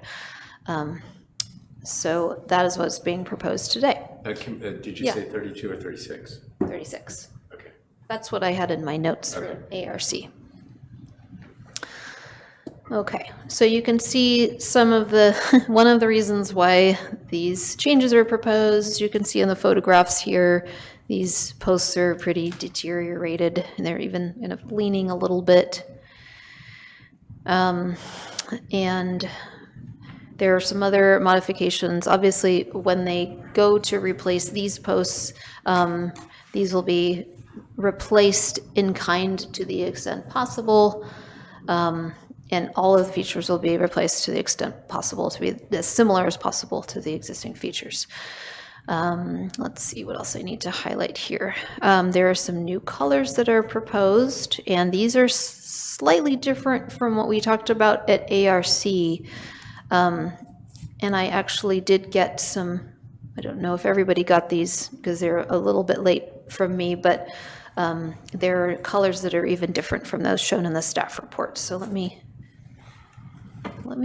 move back to those real quickly here. I inserted them into my own packet.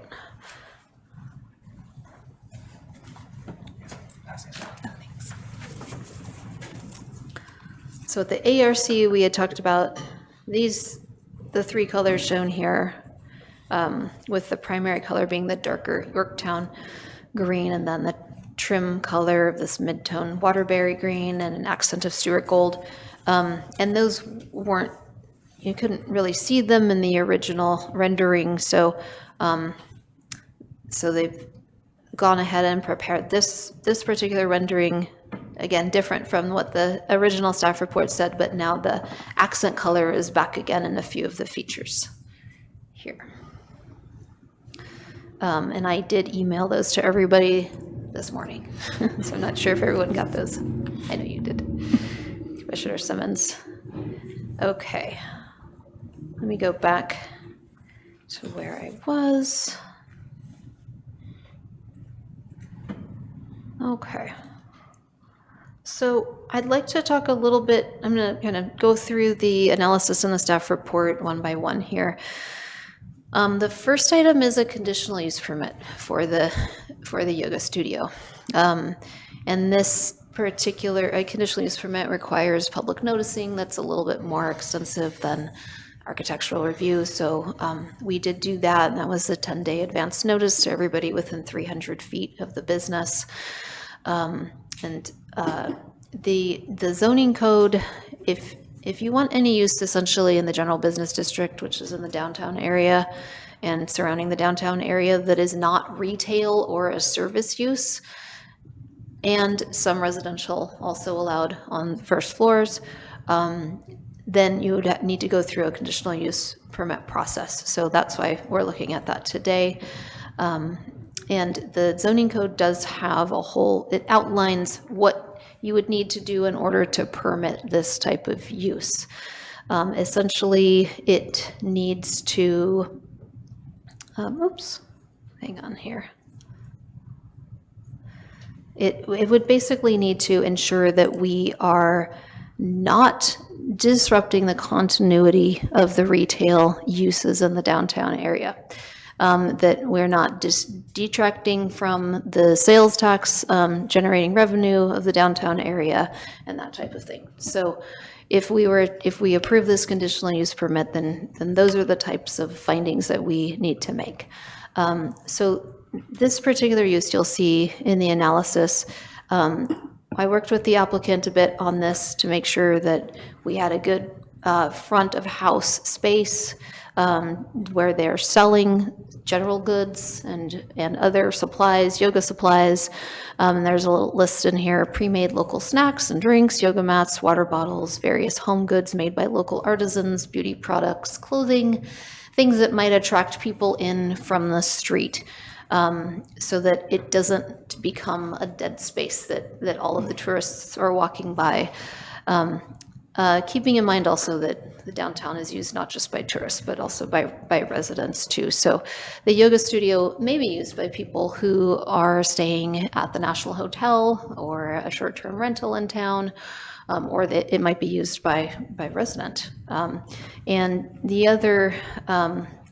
other justification for a use like this would be that once this use does attract people into it, and people are downtown, then often there are other trips that are generated to nearby coffee shops or shopping and things like that. So given all of these reasons, staff is recommending that the yoga studio is approved by the commission today. I would note also that I just did have a discussion also with the Economic and Community Development Committee on Monday about some of the other conditional uses in the general business district, and this project came up. And it was noted that there are a couple of other yoga studios on Broad Street, and that the top of Broad Street has become something of a dead space because of some of the residential uses on the first floor of a lot of the buildings at the top of the street, not necessarily because of the yoga studios on the street, but there is a yoga studio up at the top of Broad Street, and then there is one other space that's just down the street as well. So I just wanted to point that out because that may come up as a talking point here. And I'm happy to talk about that a little bit further if you like. In terms of off-street parking, there is an analysis here using the city's parking code that essentially it's a little difficult because the parking standards that we have are not very specific about this type of use. So I had to go out and look at some other areas near us, other jurisdictions, to see how they've looked at these things. And essentially, we'd be looking at the same amount of spaces for either a retail use or the yoga studio use. So I am not recommending the addition of any parking or in-lieu parking fees for this use. There's no other exterior changes either that we would need to evaluate with this use permit. There's no lighting, landscaping, or signage at this point in time, right? Lighting in theory. Lighting in theory, okay, we can talk about that in a moment. Okay, I don't have lighting on my list right now. So we talked about the railing height already, so I'm not going to go over that and the public noticing. Staff is recommending that the Planning Commission find the project exempt from CEQA with the findings shown below there, and to approve the conditional use permit for the yoga studio with the recommended conditions of approval in the staff report, or as may be modified. today. And then third, to approve the architectural review application. And we can take each of these separate motions if that's easier to make that determination. So I'm happy to go over anything else or answer any questions you have. Great. Thank you, Jessica. Anything you'd like to add to that? As far as the front goes, to reiterate what we spoke about last week, maintaining the historic integrity of the building, but replacing materials as is warranted by rot. And so since we last spoke, the contractor was basically saying that the shingles on the second level are in major need of replacement. And so we would be replacing those like for like. Okay. The windows are about the same, and this is for the second level. So the ground level, because it's been sheltered by the deck, is in relatively good condition. But with all the stuff that's been exposed to the elements above, that's going to need to be replaced. But again, like for like.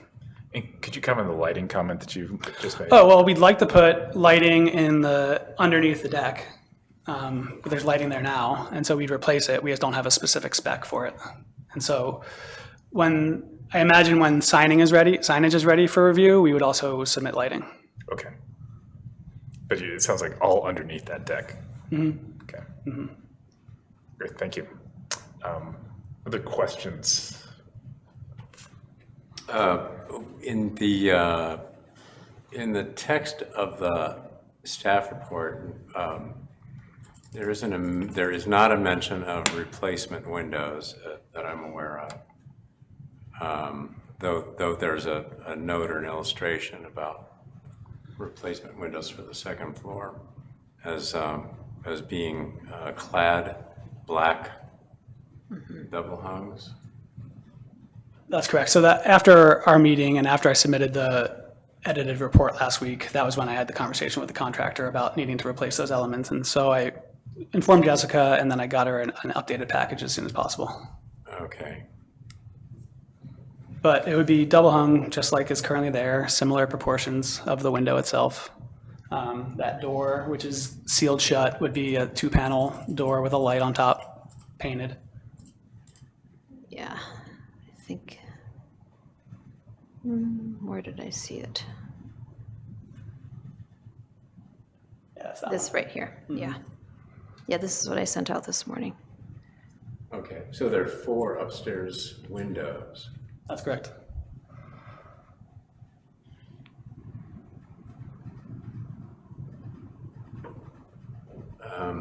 And the shingle replacement, what are we calling it? The cornice over at the bottom of the bottom. Of the gable? Yeah, the bottom part of the gable.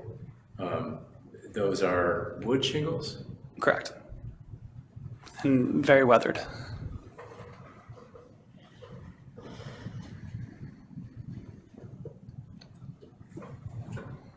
So it would be fiber cement, hardy, half round would be the preferred replacement, just for longevity purposes. For the gable end? That's correct. Yeah. And underneath it. Right. Okay. And then getting a little more into the detail for the new porch.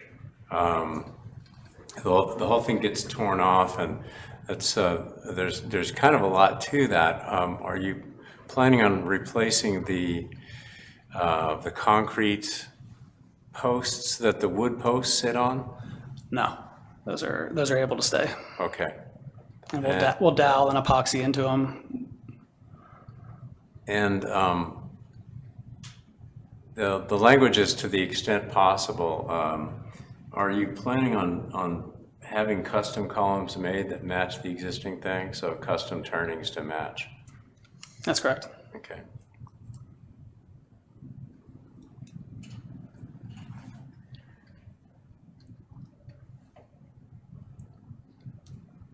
Okay, that's it. Yeah, that's it for architectural review. Yeah, that's Great, thank you. Or comments on the conditional use or anything else?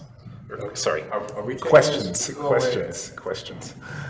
I have a I have comments order. on Are we considering and discussing all these things separately? I think it'd be best to consider That's them fine, we separately. can do that, yeah. For clarity. That's fine. All right, well, architectural review then, since that's where we started. I don't have a question on the architectural review. Okay. Anybody else have a question on the architectural review? No. Questions on the conditional use permit? So we're going to make a single motion for all the aspects at the end? We can divide it up, but I want to get the questions out there before we Okay. open up to public comment. Okay. So, well, just out of curiosity, this is not directly related to that, the second floor, which you're going to make the deck there available now because it'll be a functional balcony. In the second floor, there's like a holistic bee business or what? It's not B, it's a holistic services, health, it's health related. It's a health-related business. That's correct. Okay. And that's going to stay up there? Other questions? Okay. Pertain to CUP? You mentioned, Jessica, a tax revenue, and is a yoga studio membership, is that subject to sales tax, or to take a class, is that subject to sales tax? No, it wouldn't be. It would be the goods that are sold at the front of house would be subject to sales tax. Yep. Can I ask a question about the other two yoga studios? Do they sell other things? Was that a part of the conditional use permit for those You as know, well? I don't know that those received conditional use permits other than when they were opened. So, yeah.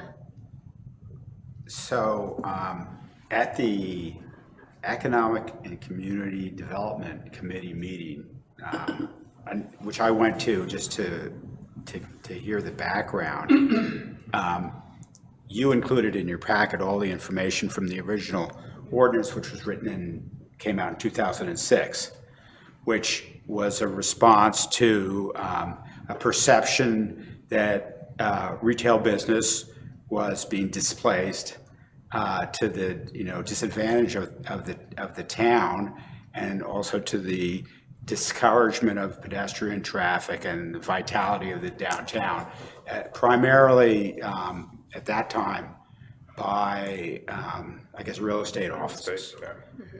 So that was the impetus that drove the creation of this ordinance, which pretty explicitly states that we do not want, we want to have retail in the downtown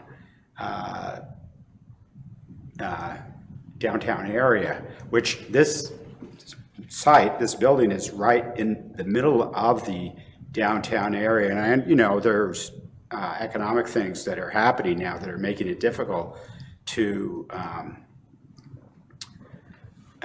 find tenants for some of the buildings downtown. But where this building is it's not at the upper end of the street. So at that meeting also, there was a really good discussion of things that are happening in the overall market. Are you coming to a question?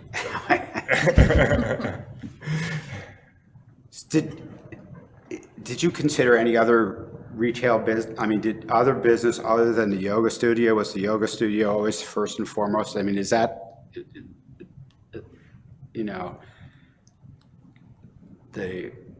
why the building was acquired, basically to? That's my understanding. Okay. All right. Okay. Any other questions? So to kind of mitigate, is the storefront essentially intended to be open during business hours? Staffed at all times, not closed, doors locked, if there isn't a class for 4 hours? That's how it's been explained to me. So the doors will be open and the retail will be open. And, it's more conducive when they're not having classes, but there will be someone there to tend to any walk-in for retail. Which is not necessarily the case with the yoga studio. And could such a thing be enforced as a condition of approval to, enhance the potential anyway of retail traffic? Is such a condition enforceable? We can put it in there, but is it enforceable? Yes, the use permit can be revoked for the yoga studio if they don't meet any condition of approval. So if that is a condition on the project and they don't meet it, then the use permit could be revoked. We would have to go through proceedings for that, but. Right, so Yeah. then that would be like verified by code enforcement person? Sorry, I missed your question. I think Russ, did you say Russ wanted to say something about it? I also want to hear from Russ. Go ahead, Russ. Go ahead. I just wanted to mention that it would be rather unusual to put that kind of condition of approval on a business. You don't do that with any other business other than perhaps limiting nighttime hours to a certain extent. So I don't know why you would want to single out this particular business for such a condition when you don't apply such a condition to any other business. So that's my comment for your consideration. Great. Thanks, Russ. Thank you, Russ. Any other questions on anything on this? No, not from me, No? No. All right. Public comment? Oh, would you? I was just going to say to the retail discussion we were having earlier, I think, the people who frequent this yoga studio is going to be, dozen people per class. And I think that's going to have a pretty sizable impact downtown in terms of going to the yoga class and then going to a cafe for lunch or going to a store or something. It's kind of hard to quantify exactly the indirect impact it's going to have on the community. In addition to, I think, what's really special about this town is not just the historic character, but it's also the vibrancy on the street. And I think when you have this many people going to these classes, it just adds to more vibrancy on the street. And it's not just on the weekends, it's every day. And I think that's something to consider. And this is an established business, this particular yoga, is this coming from somewhere else? It's a new business. It's a new business. And the owner, okay, thanks. I believe. Okay, thank you. All right, public comment, coming up. Good afternoon. Hi, everyone. I'm Lynn Screwgood with the Nevada City Chamber of Commerce. I do want to address that we, as the chamber, are very concerned about the degradation of the retail and restaurant space on that block of Broad from Pine Street up.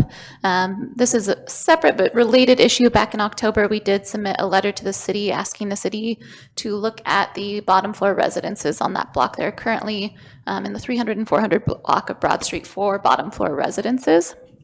And then this would be the third yoga studio within about a 1 block radius or 1 block span on Broad Street.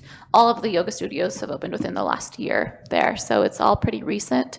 And we hear constantly from our retail and restaurant businesses in that portion of Broad Street that they're really struggling because for locals and tourists alike, trekking up that section of Broad Street, it is a trek. It's a commitment to make it up to the top of the hill. And so if it looks closed and like there's not a lot of action happening there, people don't make their way up. So I don't want to speak specifically to this project. It does seem well thought out, and I do like the retail space idea. I do like your idea, Tom, of having requirements for the hours that they're open, because that's the biggest thing we see with other yoga studios is that they have odd hours. They're not open during general business hours. And so that is something we would definitely be in favor of considering. Great. Thank you, Lynn. Okay. Come back for discussion. Would like to start discussion, or does anyone have any discussion? First, let's talk about the architectural review. Oh, now we're back to that? Yes, we are.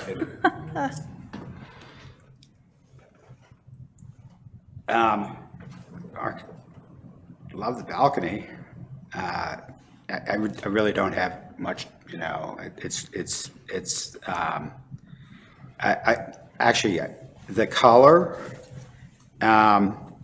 which I guess in the first application was, actually, looking at it, it looks black.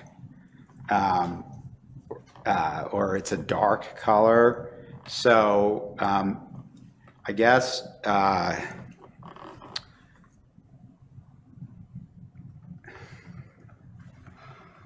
mean, it's the initial one that we that I think came to the advisory committee was a different color scheme. That That's the same color scheme. it's the same color scheme. Okay. So what about the yellow? This one here is a little different, I think. No, it's the same. I think you're just seeing the difference between the computer and these actual chips. Okay. Yeah, don't believe everything you see on the computer. Yeah, yeah. This is going to be a more accurate rendition. Okay. But you can use that to judge the placement of the colors. Yeah. I don't know. It raises a question in my mind because we were just talking about across the street where they had the lower color dark, and then I mean initially the whole building black, and we didn't approve that, and we just as a reference to say Kidkadizzy, the Kidkadizzy building down the street, it's the lower part of the building is the black on that one, and then there's a lighter color on the upper part. So would that have been considered, or this is the way that they want it, like this? I think this is pretty true to the brand that's going in as well. Their colors have been thought out for the business and in keeping with the historical palette. It's vibrant, but it's also soothing, and so I think that was part of the intention behind it.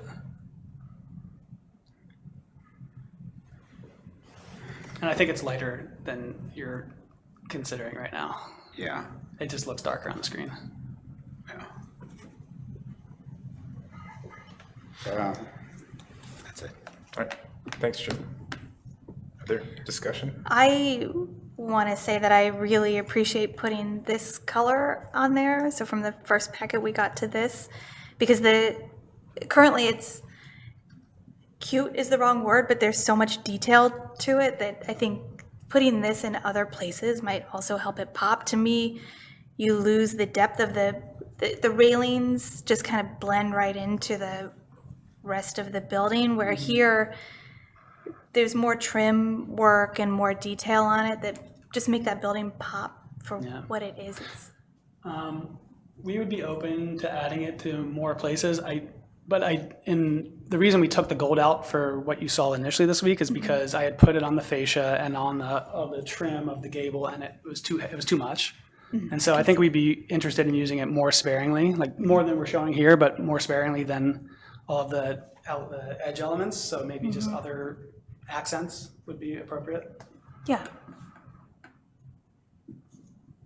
Yeah, I think that's good. Thanks. Okay. Well, I'm with Michon in that regard. In the newest rendering with the Yorktown green, it's a really dark color, and it's dark and moody, and it's with the body color being Yorktown green. It's the building, the architecture is very cheerful. It's very cheerful, and the color scheme isn't, as proposed, cheerful. It's a kind of really dark interruption of the flow on that side of the street, and I think there's reference to the dark colors that are beginning to predominate, not predominate, but predominate new color schemes. And it's a contemporary impulse. It's a response to contemporary tastes, which is of course why your client wants it. But it also contemporizes this building.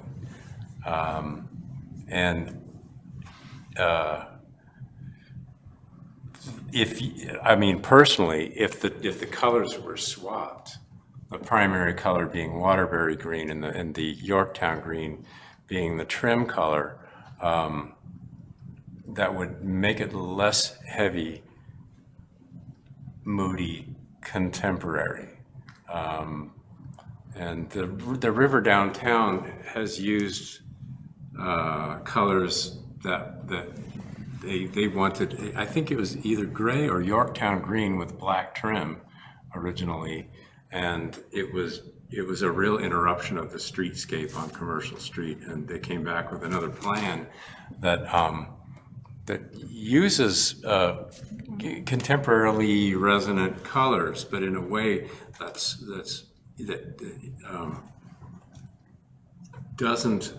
doesn't detract or is consistent with the neighborhood at the river. And I'm not saying do what they did, but I just think that this impression is contemporary because the body colors is almost it's almost green gray, at least according to this sample here. And I'm with Michon also on finding more places for the Stuart Gold. I understand that using all the border area as a place for that would be like jarring and I don't know, maybe too much. But these three colors together are a really great color combination. They really harmonize nicely. Well, I could see maybe not whole elements, but for instance, there's a lot of, on the profile of the railings on the main posts, I could see accents with the gold. So the main green, but then just some of the curved profiles sparingly being like a gold accent. So it creates sort of a rhythm going up the building as well. Does that make sense? Yeah, kind of, but You can kind of see it on the existing photo now if you go to the existing street view to the right. So you see those lower posts, how those change, those alternating color? right, and the flat areas also on the upper story, the flat areas between the recessed areas between the window and door casings. It's a highly decorated building, and to underplay those architectural details isn't, I don't think, in keeping with the spirit of that type of architecture. It's really ornate. I mean, it's not super ostentatious, but it's a playful building, and the color scheme as you present it is very serious. And I think is a departure from the truth of the architecture. It's a contemporary statement, essentially, to really bring it down to the degree that you have. So that's my take on the color. Though they're great colors together. And then a concern I also have is with the black clad replacement windows.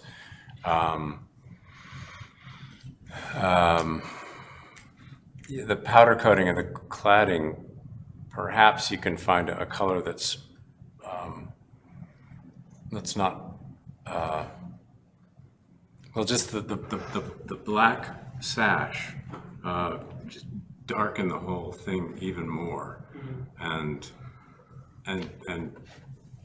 continue the contemporary treatment. I know that historically sash are black, Right. but it all has to be considered in context. Well, I think you might perceive it differently with more accent color around it too. Yeah, that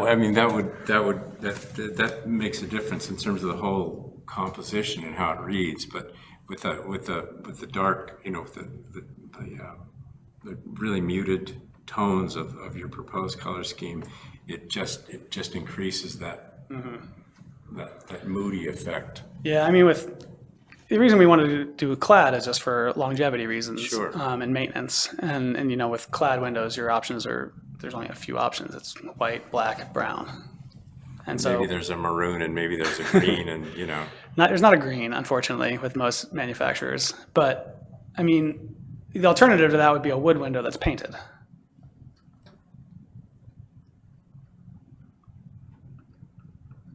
But we just thought clad would be just easier for building maintenance over time. And there's a new building up the street at its offices. A replacement building is pretty much a replica of the one that burned down at 416 Broad Street, and it has clad windows which work really well. Right. In the historic district, though, the preference is for wood windows where possible, painted wood windows. I have a question about facades in general. I haven't gone to too many of these meetings, but everyone I've been to, Get Dizzy gets brought up, and it seems like that's sort of a thorn in the side of whoever. Like, it seems like it gets used a lot as an example of what you can't really do, but except for some reason they got it accepted for Get Dizzy. I mean, I don't think it's been brought up in that context, actually, because Well, it's people going dark, and then it gets brought up at Get Dizzy that it was able to be done there. And I'm just curious if but the Get Dizzy is actually not dark. It's just the accents are dark. it's the whole ground level, right? Right, but the bulk of the building is Yeah. lighter above it. I So- guess my question is, would that, if they were submitting for that today, would it get approved, or would you prefer to see a lighter color there? I don't know if we can speculate on that. Sure. Right? Fair It's enough. not before us today. I guess the question is more just to like the variation of colors downtown. I'll say my understanding of Get Dizzy's, that it's brought up a lot as a justification to paint a building black. Right. That's how it's used as an arguing point to paint your building black. Yeah. But as a whole composition, it's got the white gable end, it's got brick accents. There's a lot that make it not a black building. That's fair. Sort of what Tom's saying, I think part of the reason it comes up is because there has been this trend Right. in recent years to darker colors, so that is the example that people naturally go to. And tastes change, and we'll course. probably be, 5 years from now talking about different colors. It's inevitable. Yep. Yep, it is inevitable. The black building, the dark moody building style will have jumped the shark. It's coming. Yeah, I'm aware. Or it's jumping the shark now, and then when it elsewhere. Did you have? I was thought we were over with that cliche. Never hear that again. You mean it has jumped the shark? The cliche Jumped the shark has jumped the shark, yeah. Did you have any more comments, Tom? No, those are my comments. How it adds up, I don't know. I will chime in as well. I would like to see more of the gold color used elsewhere too. To me, it feels a little bit jarring just to have it on those corners. I think that as has already been discussed, details in the post, potentially details in the railing. I think there's some detail on that upper level door, potentially where it could be employed too. So that was what was coming to my mind, to have that be a little more unifying element. I think Tom's point of, or maybe it was your point, sorry, of having it sort of in between the windows and the upper level as it is now is another way to do that too. So those are my comments on the colors. Or on architectural review. Any other? Jessica? I just want to point out, because I think this was actually a new feature I forgot to mention in my report earlier, is the door. I don't think that one was proposed and shown in the original staff report. Okay. That was new, right, in the new packet materials? Okay, so I just want to make sure that you saw that. So I can, Yeah, maybe reduce you could this in size so you can see the difference. So it's got a larger window, essentially. Yeah. Would there be, I mean, it's sort of obscured by the railing, would there be detailing on the door as well, the replacement door? I mean, there can be. Probably salvage it. Yeah, I think it would help carry some stuff along. Okay. What was that? What was that? You're willing to salvage the door? No, the Architectural detailing on the the little door. flare on there. Oh, yeah. I don't think the door's salvageable, unfortunately. Right, that seems unlikely, actually. Yeah. So the door is proposed to be on like an upper light with a solid panel, maybe a raised panel detail or something below the lock rail? Two panels similar to what's there. Okay. Two raised panels. You mean in the drawing? Oh, two drawings, okay, but a larger window. The window doesn't have to be larger. Okay. Yeah. But light is nice. I do think it would be really cool to bring those white pieces over, just as paying some tribute to the building. Sure. Yeah, that's probably doable. Yeah. The reef details? Yeah. If it doesn't cause the architect a allergic response. It might. We make exceptions. Sure, you can make it look cool. It'll be cold. Yeah. Back to color, bringing the lighter trim color, like I think you mentioned this, but the turned balustrade could be a place to bring the lighter trim color as well. Correct, yeah.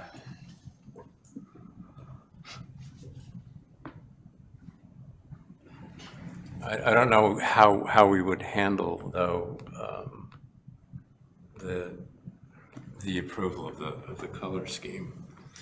We'd have a couple If you're willing options, to right? Modify it. Yeah, I mean, we could have if we feel that there's enough question still about it, we could ask you, we could, go through the other items and go through that, approve other things other than the color and ask you to come back to discuss the color. Or if we got consensus enough and agreement from you on what the details were, or what the general conception was, like there's been a few things proposed here, carrying the gold throughout more of it. Tom proposed essentially flipping the light and dark colors. If we got general agreement on that, we could do it via liaison as well. That'd be great if you're in agreement on the colors themselves and just where each one gets, I mean, if you're open to, going along with those changes, not having to go back to the owner or whatever to get that approved, I mean, we could do that. Okay. Or if that aspect of the overall architectural approval were continued, there'd be no additional charge to come back to the commission, right, for approval? No, there wouldn't be an additional charge. That's what I'm saying. We could do it. It just depends on how much agreement we get at this point, or if you feel like there's just too many questions that we do need to see it back. Well, I think the placement of the colors and how the color blocks are sort of masked makes a big difference in terms of how this reads in the context of the neighborhood.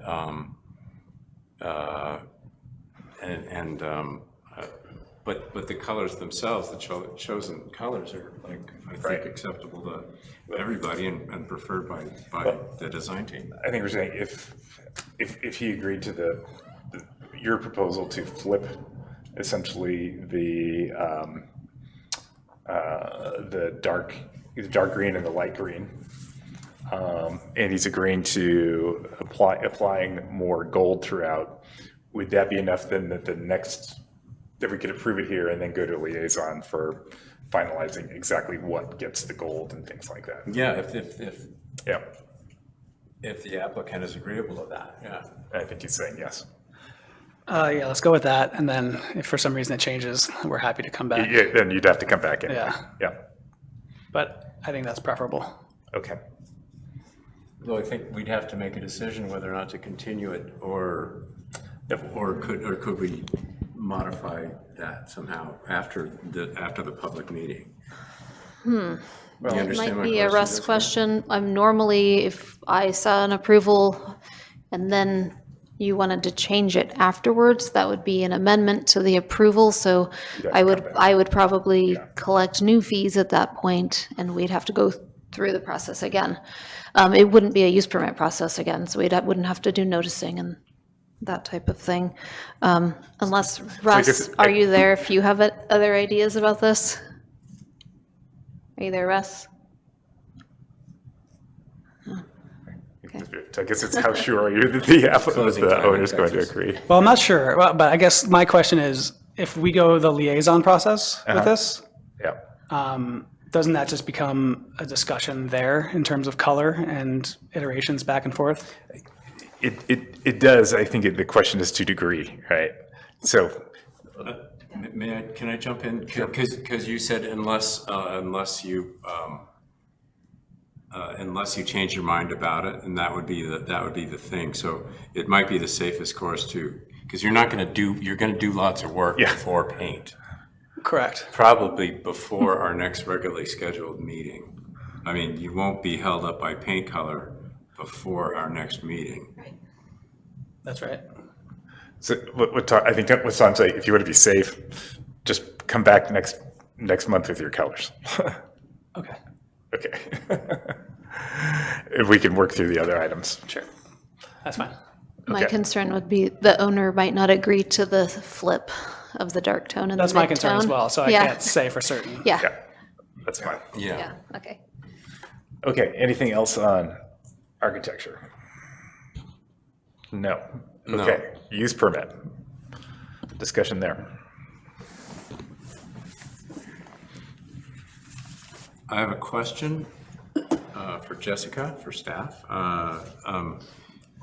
Is a conditional use permit for a yoga studio, does that carry on to a later tenant? Has a use as a yoga studio become a permanent right? Is it a Yes. by right use once we make that approval here? Well, the use is attached to the land and not to the owner. So if the owner moves to a different location, she can't, and it's up the street, she'd have to get a new use permit for the new location.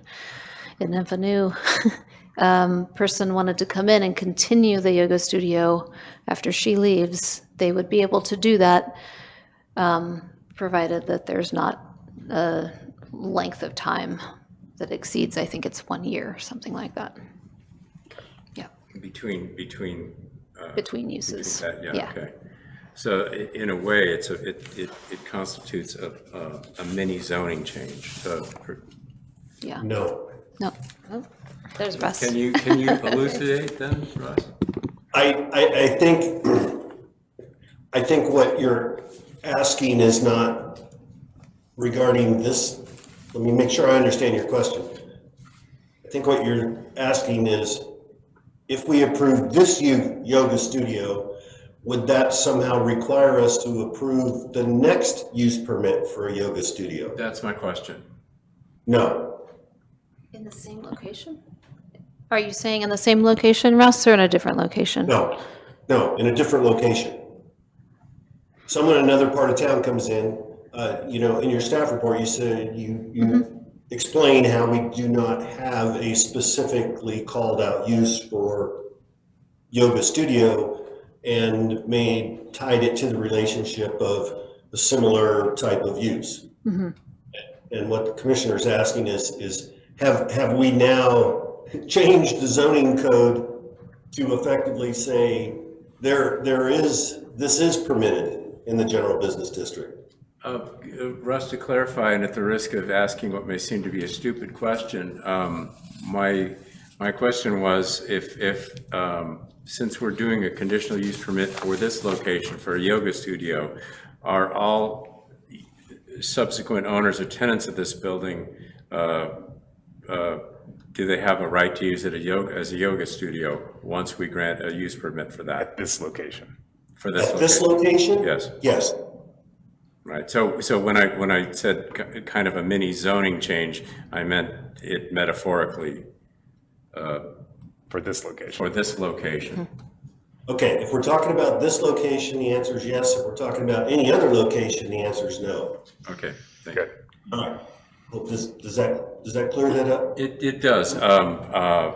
And is there an opportunity for a CUP to sunset with a single tenant? That is not recommended. It's not recommended? I would not do that. Can you? That violates the general principle that the use permit goes with the land, runs with the land. Okay. Understood. Okay. Okay. Other discussion? Did that go on too long for the chair? No, it's fine. I thought it was useful. I thought it was very useful, actually. Yeah. So like going back to the discussion that was had at the like Economic and Community Development Committee meeting, it just sort of calls to mind that like we do stuff like incrementally and then one at a time, and then over time, you know, things, it adds up and it changes things, and we haven't actually discussed whether we're good with that change that we actually are approving as we go along without even, you know, necessarily discussing it. So can we actually discuss it now? You know, some of the issues that the Chamber of Commerce has been bringing up, because they're bringing up those issues up at the behest of their members, which is the way other people, you know, other people in the retail community here feel that way. She's not speaking for herself. Correct. So, and just, you know, going around and talking to other people in the shops, this is a very major concern is, you know, the trend away from retail and the impact that it's having on the, you know, the existing retailers too. The fact that, you know, the retailers are leaving and it's perceived at least there's producing less traffic, and then it sort of snowballs. So in that meeting, you know, it's sort of just, you know, looking, and we don't have to do that now or anything, but looking at the map of say Upper Broad Street, the building that you mentioned, the one that's next to the parking lot of Park Avenue Hotel, that's a residence. The next two buildings are residences also. Just to be clear, it's a residence upstairs and offices below. Which Right, is, okay. It's non-retail. And then the next two buildings, I think, are some form of residence. the next one up is a residence, both Right. stories, yeah. Okay. And then you have Firehouse, and then you have the real estate office of Lee Good, which is apparently closed or is closing, or it's vacant now. And then you have a new business coming in up there, which is really going to struggle because people aren't going to walk up there. So when that person comes before us to get approval, we're not going to tell them, oh, you know, you're in trouble, you know, up there. You picked a zone that's you know, not, people are not walking up there. So I just want to look at that, you know, when you know, other like this conditional use permit comes to us, of whether we're impacting a trend that we don't want to go in that direction. I'll add some comments. I understand what you're saying, Jim. I think there's a few things that are playing into this. One, I have some concerns if there's non-approved yoga studios, you know, pushing out someone who's gone through the process of doing this. To me, that is definitely problematic. Also, it's not just this. I mean, we have other problems too, right? We have vacant storefronts from absentee landlords, essentially, especially at the top of Broad Street, and that's contributing to some of the dead zone up there as well. two, I've seen in my, I guess, number three, actually, I've seen in some of my planning work, there's a desire, everybody wants retail.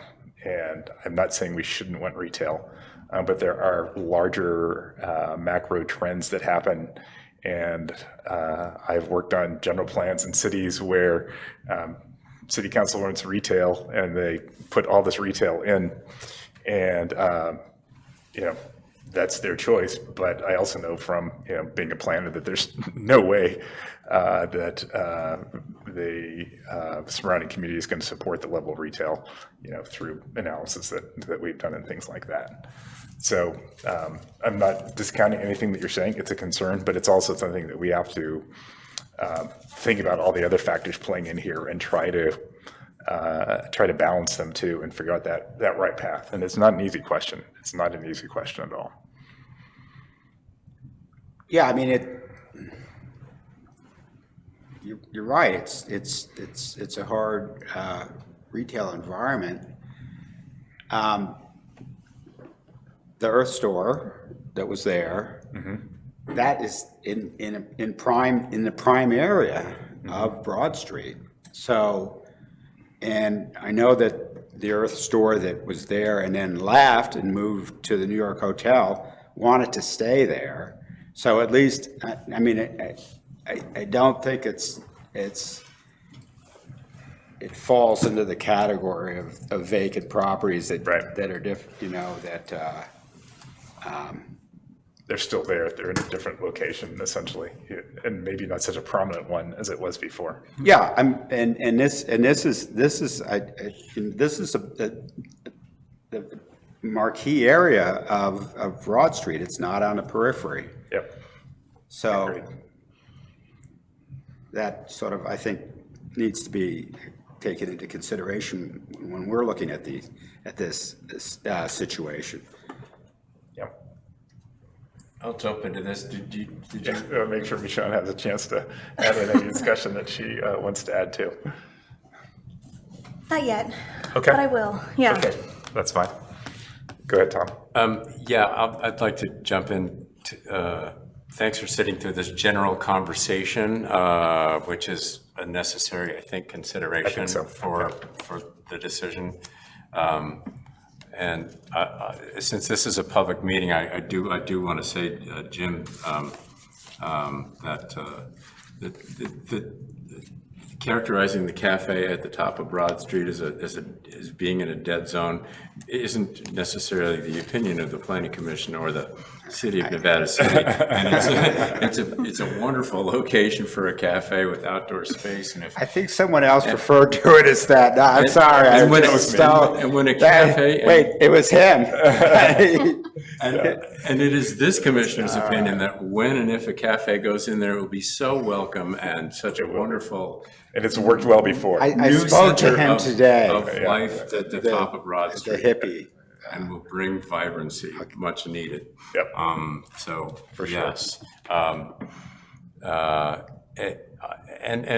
to your point, like to kind of loosely quote a country song, there's a Mr. Right and there's a Mr. Right Now, and we want spaces, we want business spaces on Broad Street and Commercial Street and Spring Street to be occupied. We can't just like make a wish and have a high turnover retail store appear before us.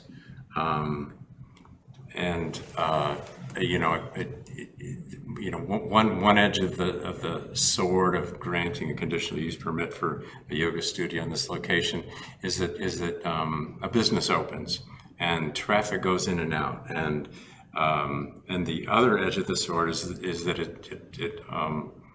it grants a by right use on this property henceforth.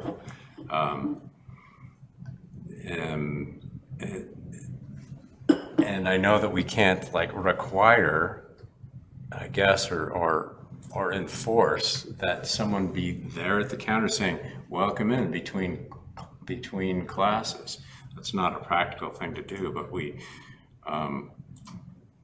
And also like 12 people coming in and out and having a an herbal tea, certainly not a coffee after a yoga class, would add buzz to in the center of Broad Street.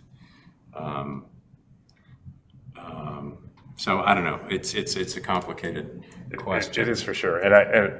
And I think, as Jessica pointed out, she was looking at other businesses and, trying to find comparable uses and things like that, right?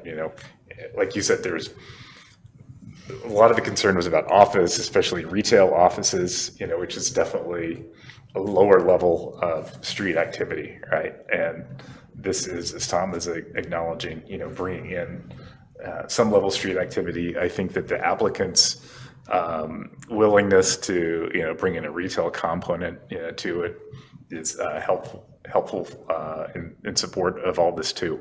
And this is, to continue your country music metaphor or analogy, this is what's in front of us right now, so. When you look at these pictures, there's more on these shelves. I know they're just pictures than Right. some other retail stores in town. Yeah. So, and And I think we've had discussions in the past about, like hair salons and things like that, right? Yeah. Bring in some folks and have a retail component as well as a service component too. yeah, and bringing in people, yoga people who are gonna go, they're paying for parking, and I think it brings in more people.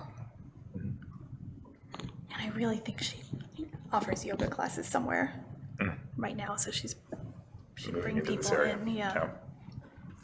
I couldn't find proof of it, but Yeah. Other discussion from anyone on anything before we come to try to make a conclusion to this with a motion? I just pulled up the conditional use permit portion of the code, just to see if our code does have anything that speaks to if a use is discontinued for a length of time, what happens with the conditional use permit. And I am not seeing anything here, which I'm not that accustomed to, but it does say conditional use permits. And Russ, I don't know if you're still there or not, but it does say in the code, conditional use permits can be valid for a term that may be issued. Here, do you see this section?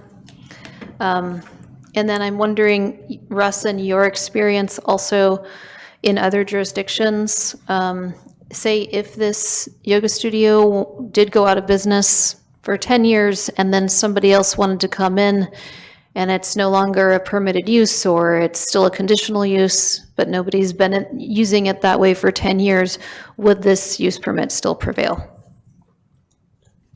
I don't think the use permit would prevail in those situations because it would be determined to be an abandonment.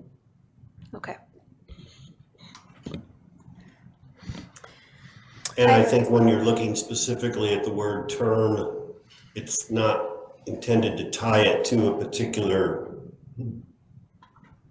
operator or business owner. It's like one of the examples, redevelopment law allowed signs after the dissolution of redevelopment, signs that billboards that had an exception by state law were allowed to operate for 10 more years. So a use permit was issued to allow a billboard for 10 years. There was a specific circumstance that generated the justification for putting on a limitation in the life of the use permit. Here, this is a routine, business getting a use permit for their operations. I don't see anything special about it. At what point do you think the use permit would be deemed abandoned? I'm not sure what the Nevada City Code says on that. Yeah, I'm not Some are seeing 6 anything. months, some are 9 months, sometimes it's a year. That's what I've normally seen also. I just don't see anything in the code on it. Is that something we could add as a condition? Would that make, if that made everybody more comfortable with it? To clarify the question, you mentioned a term, what constitutes abandonment of use permit after disuse for specific use. So if this business left for some reason, moved to Spain and it wasn't used as a yoga studio for 2 years, after they've left business, then it reverts to general. The use is If the considered. premises, if the use permit for the premises is not continually exercised for a period of 1 year or more, the use permit is considered abandoned and no longer valid. Okay, Yeah, that sounds. Don't go past 1 year. okay. If somebody else came into that building, so if she happened to leave and somebody else came in and wanted to open a restaurant there, would it just be another conditional use permit to open a restaurant in that space? No, that's an allowable use by right. They Wouldn't have to, so, they could just do it so what would be the point of putting a term on a yoga studio? to limit future yoga studios going in there. Okay, So if it were a continuously operating yoga studio, it would just go on it and would on. contribute to vibrancy as we Right. deem it to today. And but that use expires after a year of it not being used as a yoga studio. And then all other uses within the general business zone are allowable. Yeah, it doesn't have to be a yoga studio. The next owner could do anything that's in line with our code. But right now, as long as they get in, or as we're discussing here, as long as they got in there within a year, they could continue it without having to come back to us. Without having to pay the fee. Without having to generate a new use permit, they could continue under this use permit. So, I'm sorry, just to clarify. Sure. Just if, I lost my brain. May I Yes. provide something? Sure. If you could just, it's funny, Jessica, you and I were both looking at the same code section at the same time. I just on a different screen. Could you scroll to 1776.040? I think this answers our question and we don't have to.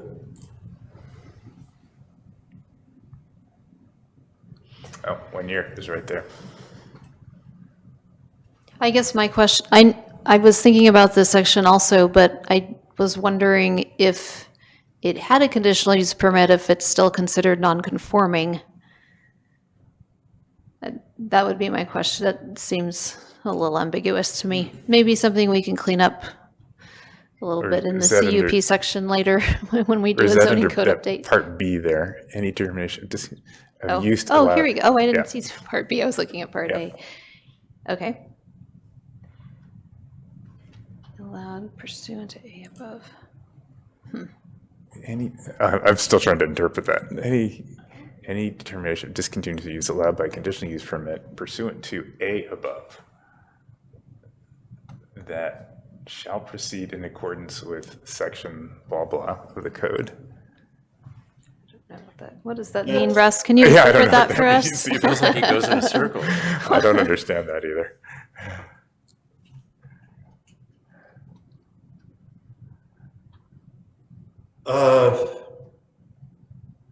How would you like to handle this? Do you just want to put a condition in there? We want to know what part B means. Can you interpret that for us?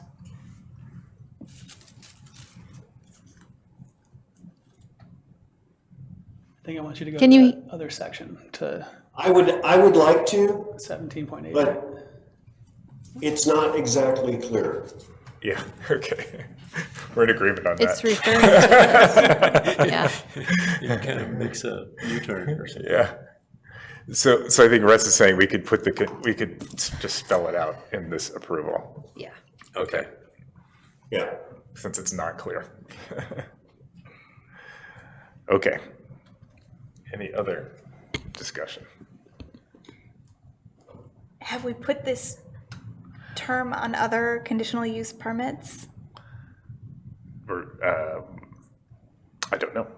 I don't think so off the top of my head, but this is the first time that I've heard it discussed here. Okay, I'm just wondering why this one? If there's no history. Well, I think it has to do with the concerns expressed, that as Jim was describing about the diminution of retail in the area, and this is potentially contributing, to, as Lynn was describing, that's part of the concern of the chamber, and that this is doing that at least partially. So I hear that. I guess my thinking on it is it brings people in right to town, so I don't see, I get the retail thing 100%. I see that she's trying to put retail in here, and it brings people, it's not just Nevada City people who will be going to the yoga studio, it'll be other people, so sure. it brings vibrancy to downtown, so. And I think we agreed. I think we agreed on that. Yeah. I think the term feels. I think it just gives us a chance to, if this particular owner would end it, we could revisit it. We still may choose to say, it still seems appropriate to us, go forward with it, or maybe there's some other reason that we want to revisit that. And I guess for the public, I just want to say, it's not because we don't trust that this will bring Correct. in people in vibrancy to downtown. It's some other, it's just wanting to be able to revisit that in the revisit future. it if we need to. Can I answer that a little bit? So what we're trying to do is find a way to yes, that also answers the concerns of the long-term retail viability of a central point on Broad Street. So Yeah. so after this use, and hopefully there will never be an after this use for the business owner, retail will be can be done, and a yoga studio in the future isn't a necessary by right use. It's not today. Right, and I'll just say we've done conditional use permits for changing, like a parking lot, for example, in the case of Golden Era, we've changed a part of a parking lot to an outdoor dining area, and that's always going to be a good use for that. So it does what the chamber's goals are. So we're not concerned about that use, I think, for the future. Is that helpful at all? Yeah, definitely. Okay. Yes. I get it. No, this is all good discussion. This is all very good discussion. Yeah. Okay, any other discussion? Not that I can think of it. No, Jim? Well,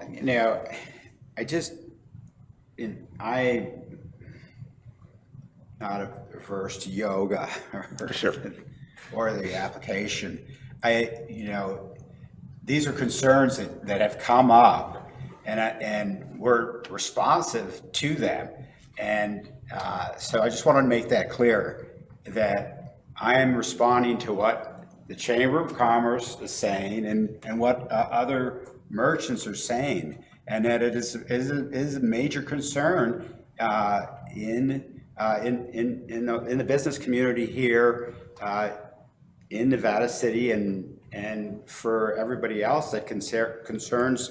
We're in competition with other communities.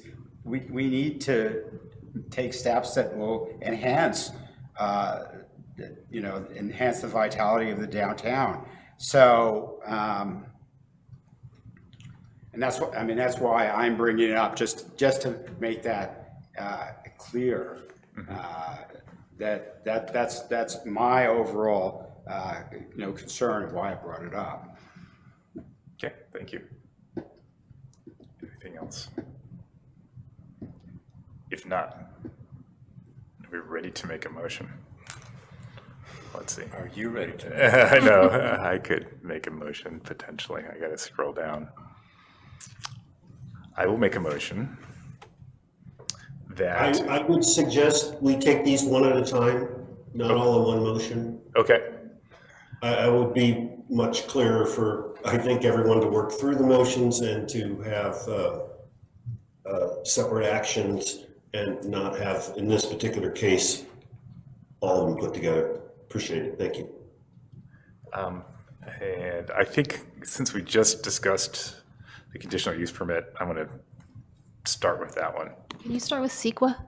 Oh, CEQA, We need all to right. clear that first. I will make the motion that we determine the project exempt from CEQA with the finding as follows: A and B in the staff report, including that it includes interior and exterior alterations and small additions to existing structures as provided under the code cited there in the CEQA guidelines, and that is consistent with the general plan designations and policies for the site as described there as well. That is my motion. I'll second it. A motion and a second. Roll call, please. Commissioner Simmons? Yes. Commissioner Knight? Yes. Commissioner Hammy? This is CEQA. Just CEQA. CEQA? It's exempt from CEQA. That's all we're doing right now. Yes. Okay. And Chair Brown? Yes. All right. Motion passes.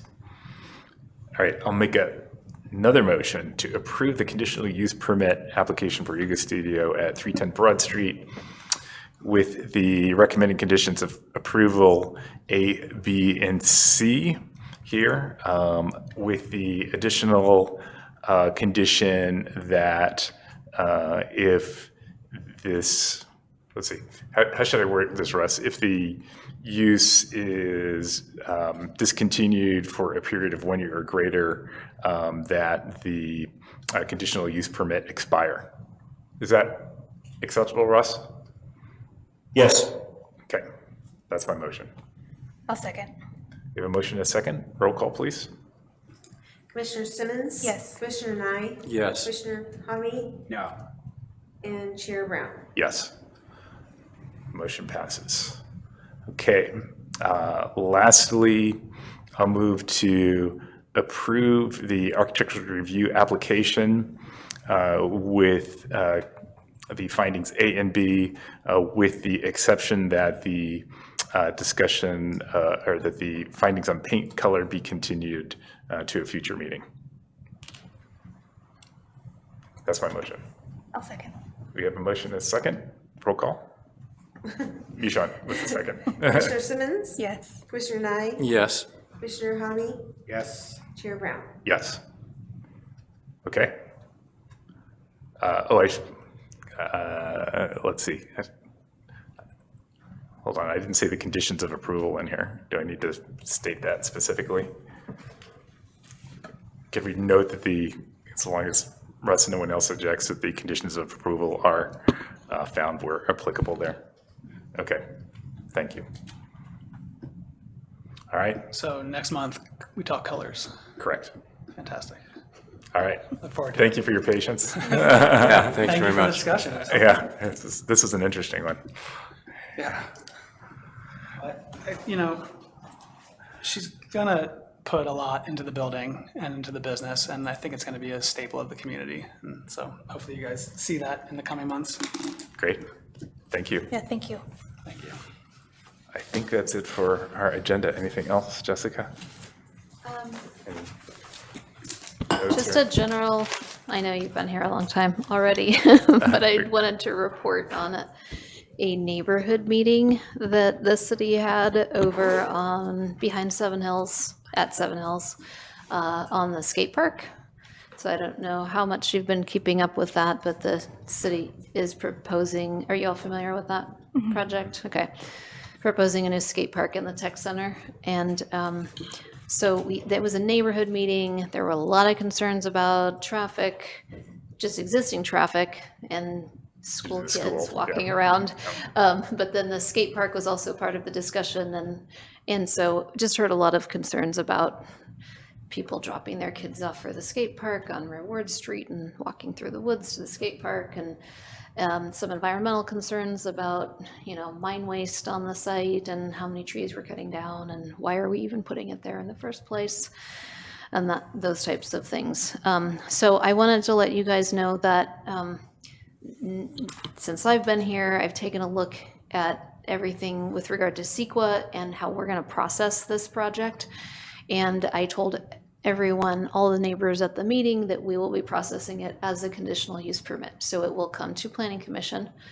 It's a city project, so I don't know if that's always been done or not, that you've always seen city projects, but I think that it's best on a controversial project especially, but on most city, if not all city projects, that we have the regular transparent process that any other private development project would have to go through. So so that's what I'm recommending, and that's how I intend to process it, if I'm still here. Excellent. Okay, yeah. So, It makes sense that the use come before the planning commission. I agree. Because it's a specific use that's Yeah. a new one Yes. to that business area. exactly. Yeah, I think that's good. Yep. Excellent. Yep. All right, it. anything else? Nope. Would that include architectural review? I don't think so. I'm not kidding. That's been, I quite discussed. there are no other features other than the skate park itself. There are no buildings. I don't know. That's a great question. There may be site plan review. I don't know how you would evaluate it. There There's are no- there are rules that pertain to Oh. architectural review that pertain specifically to that there's a development agreement, I think. There is. or, Yes. And would then that use or the look of it be consistent within the development agreement? Yeah. So It just occurred to me that in the code, because I did look this up recently, for architectural review, it's only for structures that have a roof over them. So it wouldn't apply to a skate park, but the development agreement may spell out something different. right. So I can take a look at that. So there's a little shade structure, it would apply to that. Yeah, I don't think there's any plan for that. It's right in the forest. Yeah. So, And I don't know if you're aware, but the Planning Commission did weigh in heavily, made a lot of specific recommendations regarding the remodel of Commercial Street, which were presented to the City Council as recommendations, which they adopted without changes. okay. We've even had discussion of the Fezziwig art installations, throughout Nevada City. Oh, yes. I don't know if that would come to us now that there's an art commission. Those but little boxes? yeah. Okay, yes. that was Yeah. before there was an arts commission, so Yeah. I don't know if that would come to us now, but Interesting. that did come to us at that time. Yeah. So we were asked by the council for aesthetics regarding Commercial Street, and were you on that? That was right when I started. Yeah, and so the crosswalk details were all arrived at by the commission and by Brian. And and those details have been adopted for the wider city. They apply up at the Upper Broad Street thing. So anyway, yeah, we get asked. Okay. Yeah. Good. Perfect. So I anticipate there being at least an initial study for the project. Cool. No exemption. Great. All right. And a robust discussion.